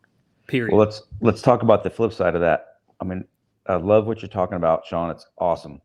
In reality, it would be phenomenal if you could get that to happen, right? But then you got to look at the administrative side, like Target Solutions. Everyone hates Vector Solutions, but on the flip side, administration, everyone's got a boss, right? When it comes down to it, we have to be able to prove to the city managers and the mayors that we're not just sitting around watching TV. We're actually doing shit. We're training, right? And there needs, before 20 years ago, they just took the fire chief's word for it, right? Fire chief's like, look, we're doing great. There still aren't fires out there burning today. We've put every single fire out, right? The house downtown is not still burning 2 days later. We're doing a great job. And the mayor would be like, okay. But now in the digital world, these administrators, they want tactile, right? So prove to me that you guys aren't just sitting around watching TV. Okay. What's an easy way to do that? Vector Solutions, right? ERS, right? We're on there. We're logging on. We're putting hours in. We went and trained for 2 hours on this today. Yep.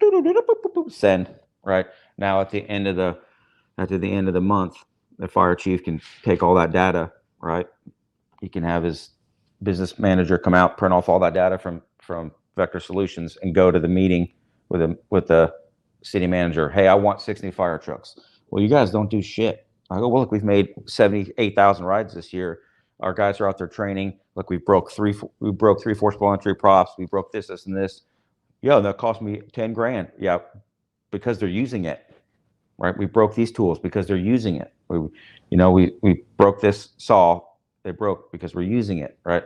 Here's all the training hours we're putting in. Here's tactile proof that we're actually doing this. Give me my fire trucks. Okay, right? It's a necessary evil. On the flip side, another necessary evil is, guess what? I was applicant number 1,698 when I applied in 2004 for 32 spots. All right. Our numbers aren't even close to that shit. We had like 400 and change apply for almost 100 spots last year for the Oklahoma City Fire Department. Recruiting is down. And then you want to get into another variable, like the attack on excellence that's occurring right now, right? Are we really looking for the best people? Or are we looking for the people that we need? Are we getting the people that we actually want and the best people, or are we getting the type of people that we need? Okay. That's a whole nother realm of it. Now, so from the admin side, I wish everyone, like, what's that West Coast? Gosh damn, wish I could remember that training group on the West Coast. West Coast SoCal, West Side something. They had the 10 percenters. You remember that? It was like, they said, hey, 10% of the fire department comes to train, 90% just shows up for a paycheck, right? Yeah, I remember that. I can stand here to your face and tell you Oklahoma City is like a 40-60. It's hardcore 40-60. We got some dudes. We got a lot of guys showing up to Oklahoma City that are here to party. It's a huge blessing. But at the same time, I wish I could hire nothing but 10%ers, but there ain't 10%ers out there.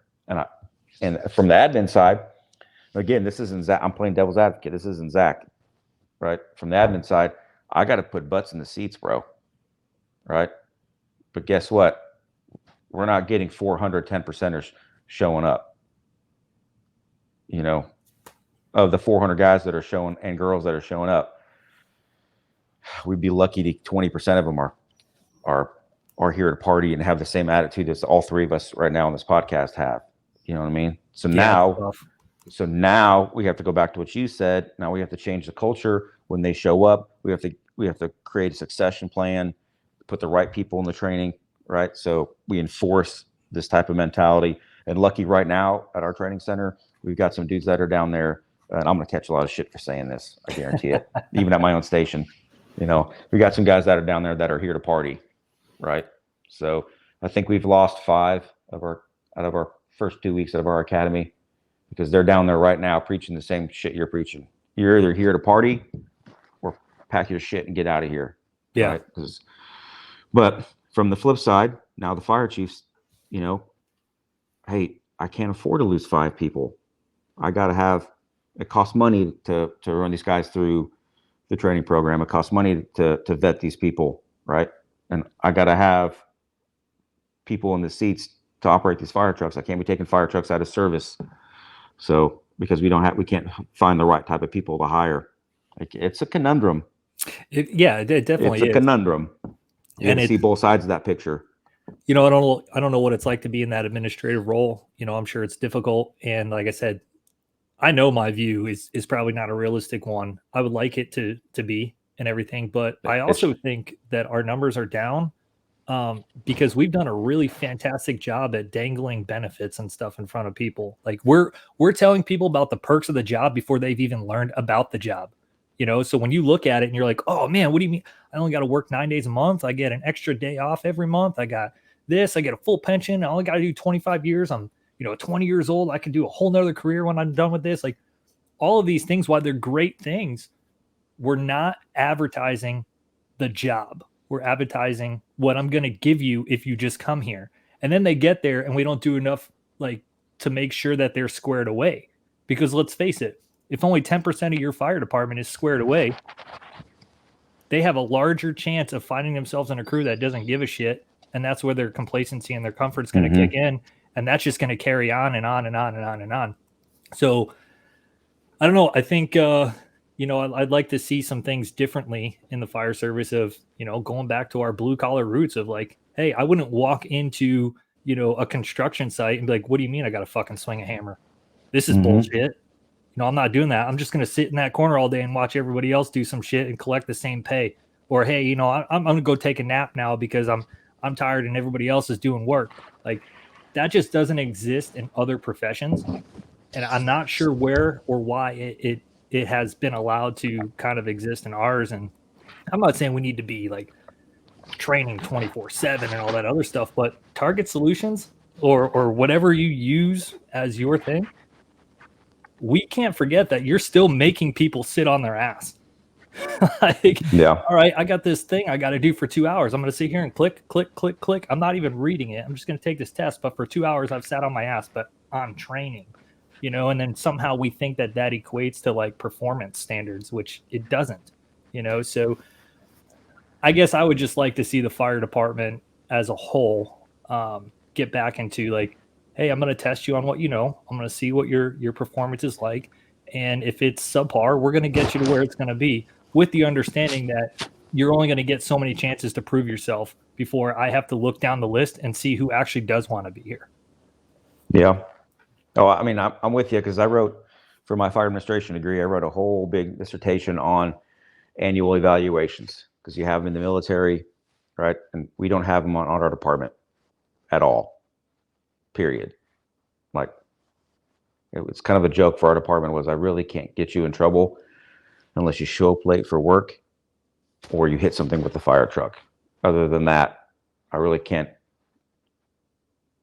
judge your evaluation. Yeah, I can't even really judge your evaluation physically. I can give you an annual PFT test and you can actually opt out of that. So I can't evaluate you on your physical ability to do the job. It's kind of crazy, right? But then again, we painted ourselves into a corner because we've got strong backing us up? Strong locals. You know what I mean? If I wanted to put annual evaluations in and start judging people, right? Okay. The Joint Union Labor Management Committee's got to get together and talk about it. So how do you want to put this in the SOPs? And then the union's going to be okay. Well, so what's the city going to give us to implement this? To give these officers the ability to penalize underperforming people, or write improvement plans, performance improvement plans. What are you going to give us back in return for us letting you do this to our employees? All right, that's a whole nother conundrum you got to get to, from the admin side. But you're right that we're eventually going to have to come to that bridge, and we're going to have to figure out how to cross that. Because you're right, we're not getting it. Like, I came onto this job from my military thinking, this is pretty, from the civilian sector, this is pretty close. You're telling me I get to run around and hang out with these 4 dudes all day, which is, yeah, 4 dudes, right? That's for my boy Brody out there. Like, we're gonna go around to town and just get crazy in this fire truck, make fire alarms and car wrecks, and just like, we could be eating dinner and all of a sudden, boom, we're cutting a lady out of a car that had her leg tore off. Like, this is awesome.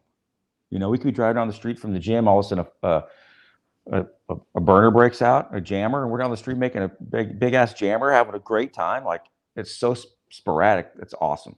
It's an adrenaline rush. It's great. But you're right. There's a lot of people nowadays that don't understand that's why you come to this job. So you can break shit, and the sporadic nature of the chaos that you get randomly responding to all these great, awesome shit, but you're right. They're not showing up for that anymore.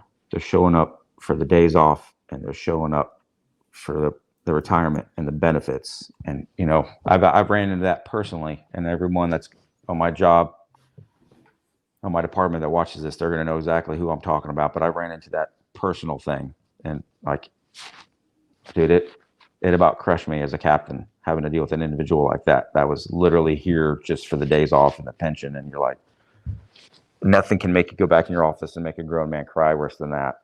Right? I'm like, I'm here because the job is awesome and I want to help people, and we're hiring people like that. But how do you wean those people out of the hiring process? Yeah, how do you find out? I think, how about we just stop advertising it? Like, I get the point, right? I truly do. I get the point of saying, hey, we need to hire and we need to get people. How do we entice people to want to apply? And we dangle those carrots. I totally get that. But what would it look like if we didn't? Yeah. My very first fire department job that I ever had, I had no idea what I was getting. Luckily, I was a volunteer before, so I knew what the fire service was about, but I didn't know what I was getting as far as benefits or pay or any of that stuff until I was in there in the interview. And they were like, okay, do you agree to this? And they slid that paper in front of me, had my pay rate, had all these things, like all that breakdown. I'm like, okay, well, that was my chance to say yes or no. Like, I had no idea prior to that of anything they were going to offer me. I was solely there because I wanted to be a firefighter and I wanted a fire department job. And I think there's something to be said about people who work in agencies that make really crappy money because they want to do the job, and they don't leave. They stay and they figure out a way to make ends meet. Like, those are the people that we need to try and get a hold of, and get back into the fire department, because at the end of the day, it's not about money. It's not about any of that stuff. It's about what did you do with your time while you had it? Did you make a difference? Right? I'm gonna jump over to this. Like, I'm speaking. We need to get like Frazier or Hiddle on here to talk about it, or some of those other guys. But from what I understand, I think Wichita Fire Department, those bangers up north of here, I think they have a program where they hire people and then they bring them in, and the firefighters ask the new hires questions before they're even hired. And then they come out to the station. They have select crews, and they send these applicants out, and they hang out at the station for a day with these crews. And like, I'm not sure what the crews do. I mean, it'd be awesome if the crews let them, work the force entry prop. I'm sure they're right around the fire truck, and they hang out like just like a visitor for the day. And at the end of the day, they send them home, and then the crews report back to the whoever, admin or whoever, hey, yeah, this guy's good, or this girl's good. This guy or this girl was trash. We don't want him. Like, I think that's how they do it. I'm not, obviously I'm not on that department, but that's kind of what we've talked about before. Like, that's a pretty awesome deal. That'd be extremely hard to do for Oklahoma City with 400 applicants. That would take a long time to do. But a smaller department with, even a department of Wichita size, that's pretty impressive program. But if you had a department that only had 5 or 6 stations and you only got 20 applicants, that could be a pretty logical way to do it. Logistically feasible for sure. Like, let's bring the 20 applicants in for the next week. Next 2 weeks, they're going to spend 1 day at the station with each of these crews, and we're going to let the crews evaluate them. All right. Now you got a shit ton of other variables you got to worry about. Evaluation errors. Now you got to train the crews how to effectively evaluate what's the evaluation parameters. And that's a whole nother set of Pandora's box we got to open up. But for what you're saying, these people would come in and go, wait a minute, you want me to force this door with this big metal thing? Whoa. I'm here for the benefits. You want those benefits? This is what you're going to do. I got to get up at 2 o'clock in the morning and make medical rides? Yeah. Whoa, hold on. I thought I get like 10 days off. Yeah, this is how you earn 10 days off. Bro, this is why we get 24 hours off, because I've been up making 4 rides after midnight, and I'm exhausted. That's why we go home for 24 hours and sleep. You know what I mean? That's why 2 days in, it's 2 days into my 4-day. When I was at station 24, it'd be 2 days into my 4-day before my wife says, oh, you're normal again. And then I get 2 days of normalcy. Then I go back to working again, and I get wore out because I'm up all night long, Yeah, so man. Exposed. I think that's a pretty cool way to do it. But Let me ask you this, as a leader in the modern fire service, right? Because there's a lot of stuff's changed over the last couple decades, right? How do you go about trying to find, there's some people, and I'll preface it with this. I truly believe there are some people we hire nowadays that you may never get through to, right? There's some people that you're just, but for the people that are, on the fence or, kind of caught in the middle of between the negative people on the job and the people that are trying to make it better, as a leader, how do you kind of get a hold of those people and try to motivate them and try to give them the tools to be successful, to hopefully steer them in a better direction, right? What are some things that you try to look for, or if you get someone that is on your crew that just came in, that's maybe less than a year on the job, 2 years, whatever, and maybe they've already been around some people who have put doubts in their mind of what the job is about, or made them focus more on the tangibles, the benefits, than the actual job itself. What is it you look for and try to do on your crews that helps you kind of connect with them and steer them away from the negative stuff? Because God knows there's plenty of negative stuff. Plenty of people on this job that don't really care for the department, or got all the negative stuff to say about the Chiefs, or this captain or that captain, or this crew or that crew. And there's plenty of that in the fire service. So when you get someone like that you think that, hey, maybe I can reach this person, maybe I can connect with this person and help steer them in the right direction, what are some things that you try to do early on in that relationship with that person to try to help kind of, hey, let me give you this little nudge here to get you right back on the right path? Because I think there are a lot of people that need that, right? There are a lot of people that just need a leader. We're talking about leadership, mentorship. They need somebody to care enough to say, hey, that's not okay. That crappy attitude is not okay. You need to go down this path. Don't listen to those guys. Yep. I'm kind of a cheater from where I'm at in my career. Being at a chief station and being at a fun station that's with a fun crew, that's a sought after location. I hate to say it, but we cherry pick who comes to our station. It's one of the benefits of being in the position I'm in.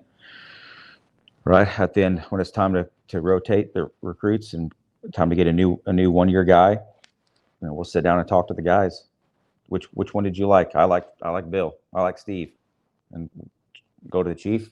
We like Bill and we like Steve. See if we can get Bill and Steve, right? Or hey, we got a firefighter spot, coming up. Let's call your friends. Who do we like? Oh, we like Billy over at this station, or we like Steve over at this station. We like Bill at 54s, right? There's no 54, but I don't want to throw any names out, but okay. And we'll kind of cherry pick our people that way, right? But I've had people before, like I talked about, I had to deal with that guy, Nick. Shit, dude. Whew, I went through every motivational theory I could think of to help this guy. Everything. I mean, hard on him, nice on him, inclusionary, goal setting, competitive theory. I mean, expectancy theory. I tried everything with this dude. Man, it was very stressful for a few years, and I just couldn't get to him. Couldn't get rid of him either. I got to the point where I was like, you know what? I'm out. I'm done. I'm wasting too much time on this individual. I've got 4 other guys that are just straight bangers I got to work on, dude. Yeah. Cruise missiles, dude. Fire and forget type of dudes that are just awesome. Yeah. I'm not. My wife's like, you're focusing too much on this one guy. She's like, you've done everything you can for almost a year. Write him off. Right? Write him off. He's done. I'm like, I don't want to. And then she's like, you're sacrificing time with the 3 guys that could be awesome lieutenants, that could be awesome officers. You're wasting the time. Like, you've done your due diligence as an officer, and as a motivator. It's not your fault that they hired him.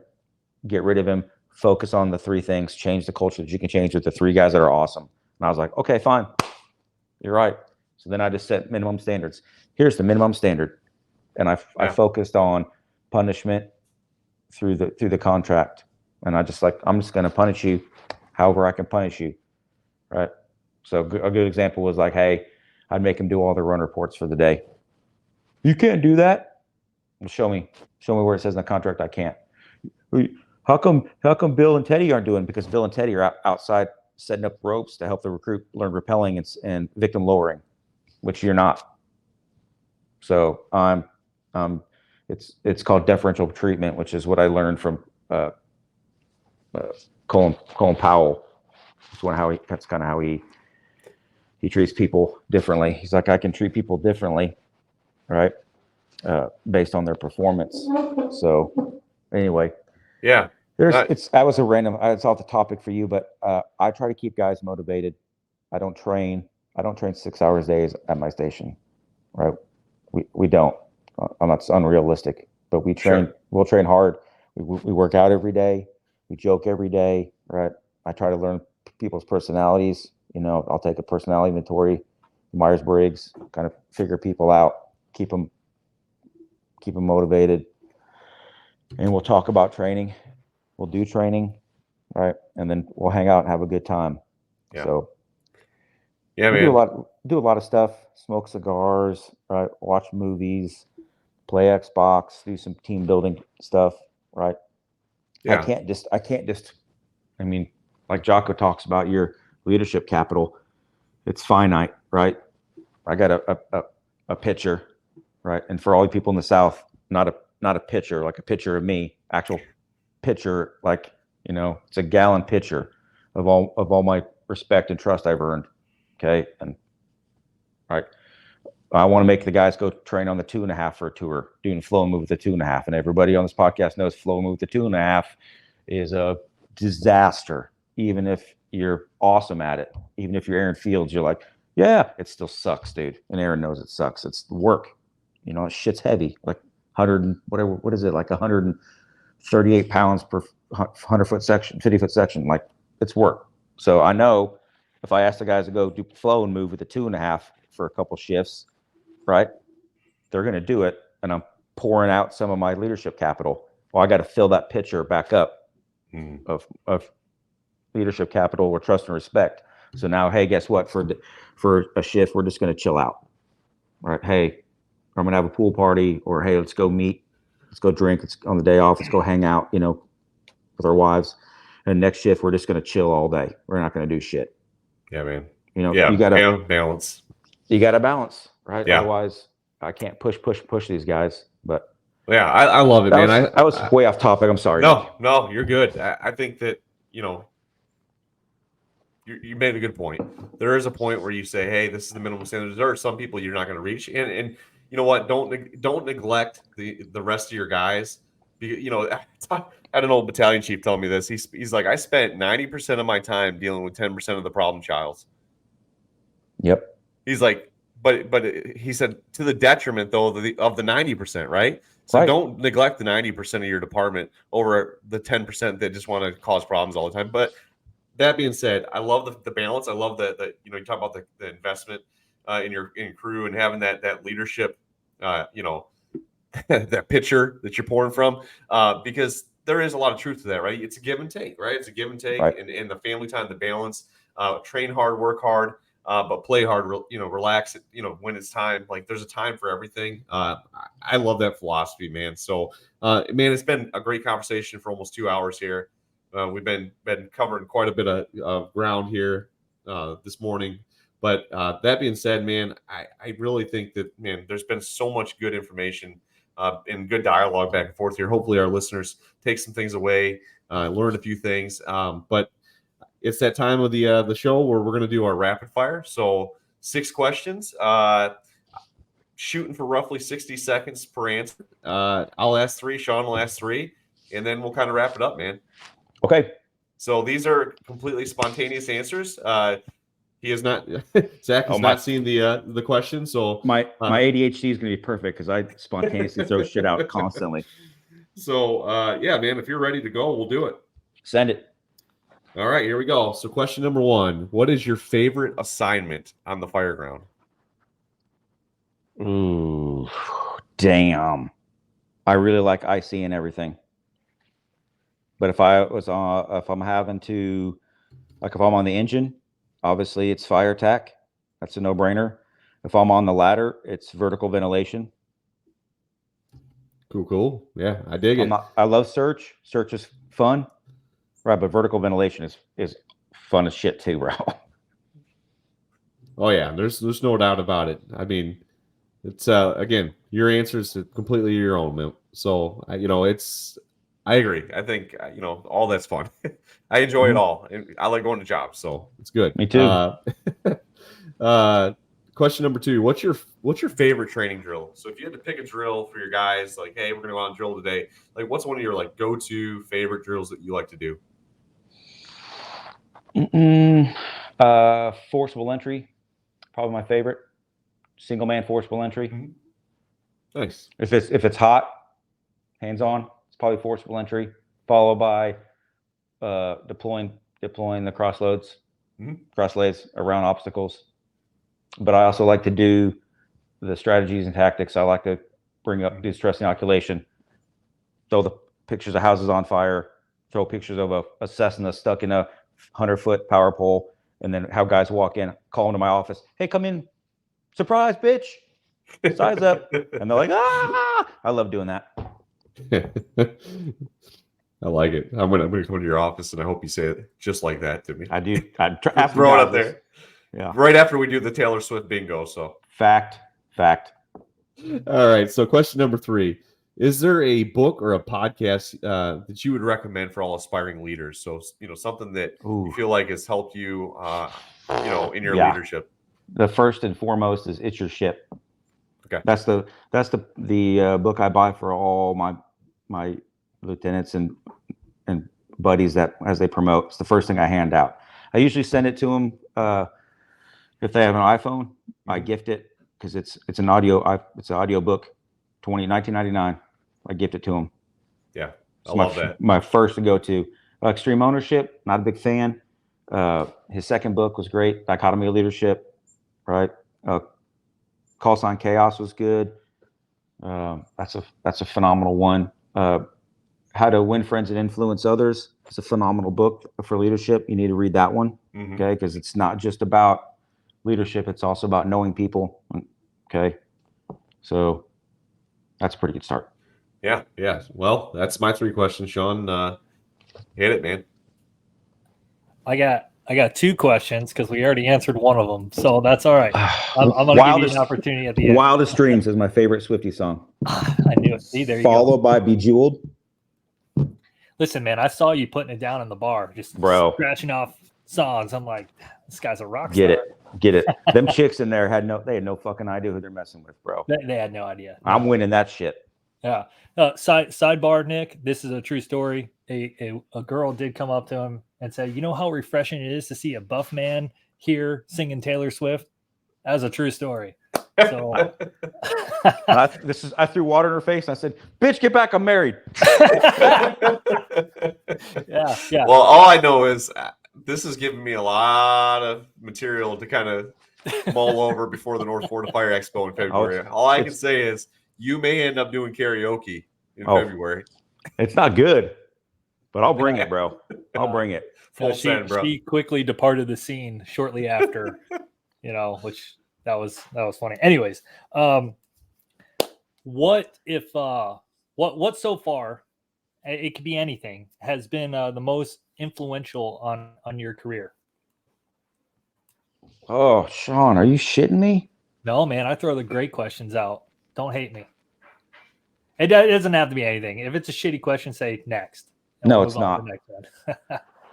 I would say I had an officer I worked for a few years that was not the greatest at all. And that was probably the most influential because I really realized that I want to become an officer and I want to be a good officer and I don't want to go down that path. Yeah. So I focused a lot on bettering my skills, bettering my knowledge of fire behavior, tactics, strategies. And leadership. I'm like, I need to learn how to be a good leader because I don't want to be like this individual. Biggest influence. Yeah. Don't suck today, right? Fact. So this is something I've been asking pretty consistently because I feel it's important, especially to get different perspectives. So what advice do you have for those either thinking about getting into the fire service or those new entering in to the fire service? Ooh, what advice do I have for them wanting to join or getting in? Wow, yeah. Dude. Well, I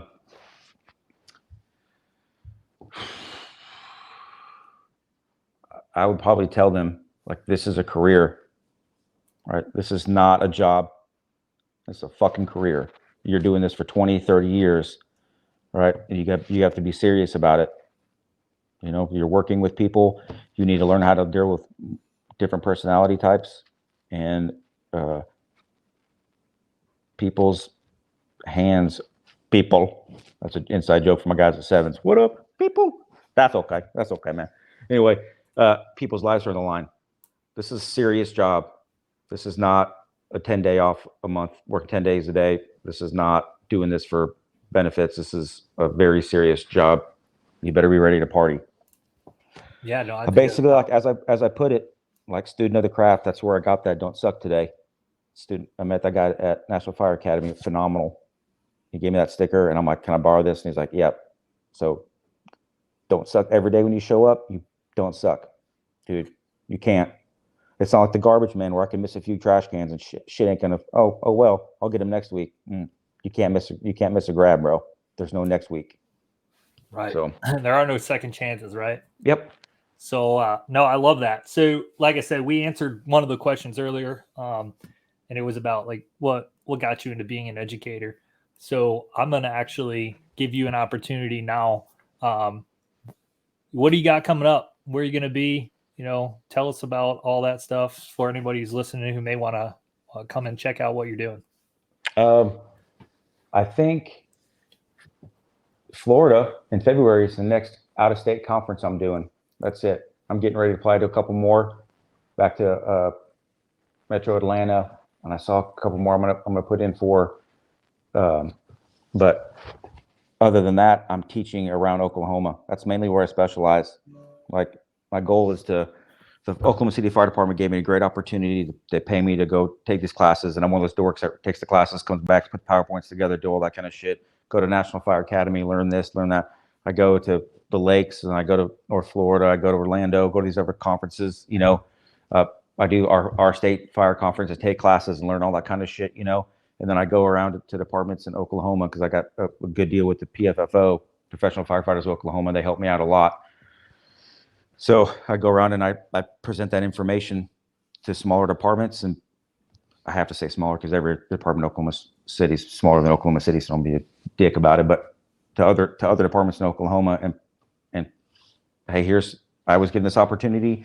I'm going to present this information to you, at an extremely affordable rate. That's kind of what I do. So I'm teaching mid-rise and high-rise firefighting to a department in southern Oklahoma end of this month, and then after that, I'm teaching forcible entry to a department in Lawton in the south.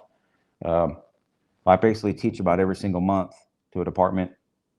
I'm lined up all the way till July of next year, and then obviously I teach it. I have my online classes for OSU that I'm teaching. So I'm going to National Fire Academy in November. So I can only do so much. I don't want to be divorced. You know what I mean? So yeah, man. So let me just my big go-to right now is, I'm not trying to puff anybody up, but I'm pretty stoked about Florida in February. That's probably my biggest, especially when I started seeing all the sold out shit. Class sold out. I'm like, oh, this is going to be awesome. There's going to be about a shit ton of people to talk to. I'm very excited to network down there and see everyone. Oh, we're excited to have you, man. And I can tell you, dude, this being our 5th year, it's a big year for us. And so really, really excited to have you come down doing your professional load class. Anybody that's not familiar, like I said, get on the website, North Florida Fire Expo. It's got Zach's information on there, the class information. Check it out. Highly encourage you to come take the class. You guys are going to be down there, I think, networking. I know you guys are teaching on Friday. Yeah. But you're going to be there through the conference, be able to network with guys. People want to talk to you, pick your brain. If people want to reach out to you in between now and then, what's a good way for them to get a hold of you? I mean, email, social media. How do you usually Facebook? Folks to, yeah. Okay. They can private message me on Facebook for Precision Fire Service Consulting. You can find me on there, or Instagram. That's the easiest way. It's pretty. My cell phone number's on my Facebook page as well if you want to look it up. But if you message me on Facebook, I'll probably get right back to you. All right. So, yeah, man. So, well, that's it, man. I think you got all the questions. We had a great conversation over the last couple hours. We'll get this thing edited and put out to the masses today. But man, thanks for coming on the show. Thanks for spending a couple hours with us and just kind of sharing your passion and your knowledge. And hopefully, we get to do it again soon down the road here. But man, it's been fun. I've enjoyed the heck out of it. So I'm honored, Nick, that you brought me on the podcast and that I get to go to Florida. Thank you very much. Yes, sir. Yep. Big Sean. Sean. Tiny Bruhn. I appreciate it, guys. Appreciate it. Dude, have a great afternoon, guys. Thanks again for the conversation, brother. Really enjoyed it. And for anybody, like I said, wanting to get a hold of Zach, get on social media, look up Precision Fire Training, look up Zach. He's on there. Hit him up if you got questions. Otherwise, like I said, come check out his class at the North Florida Fire Expo. Again, if you're looking for training up in the Midwest, check out the Great Lakes Hot there in June of next year. A couple great conferences, opportunities to mingle with really awesome, passionate dudes in the fire service. So that being said, that concludes the episode, guys. Have an awesome afternoon, and we'll talk to you guys soon. Bye, bros. See ya.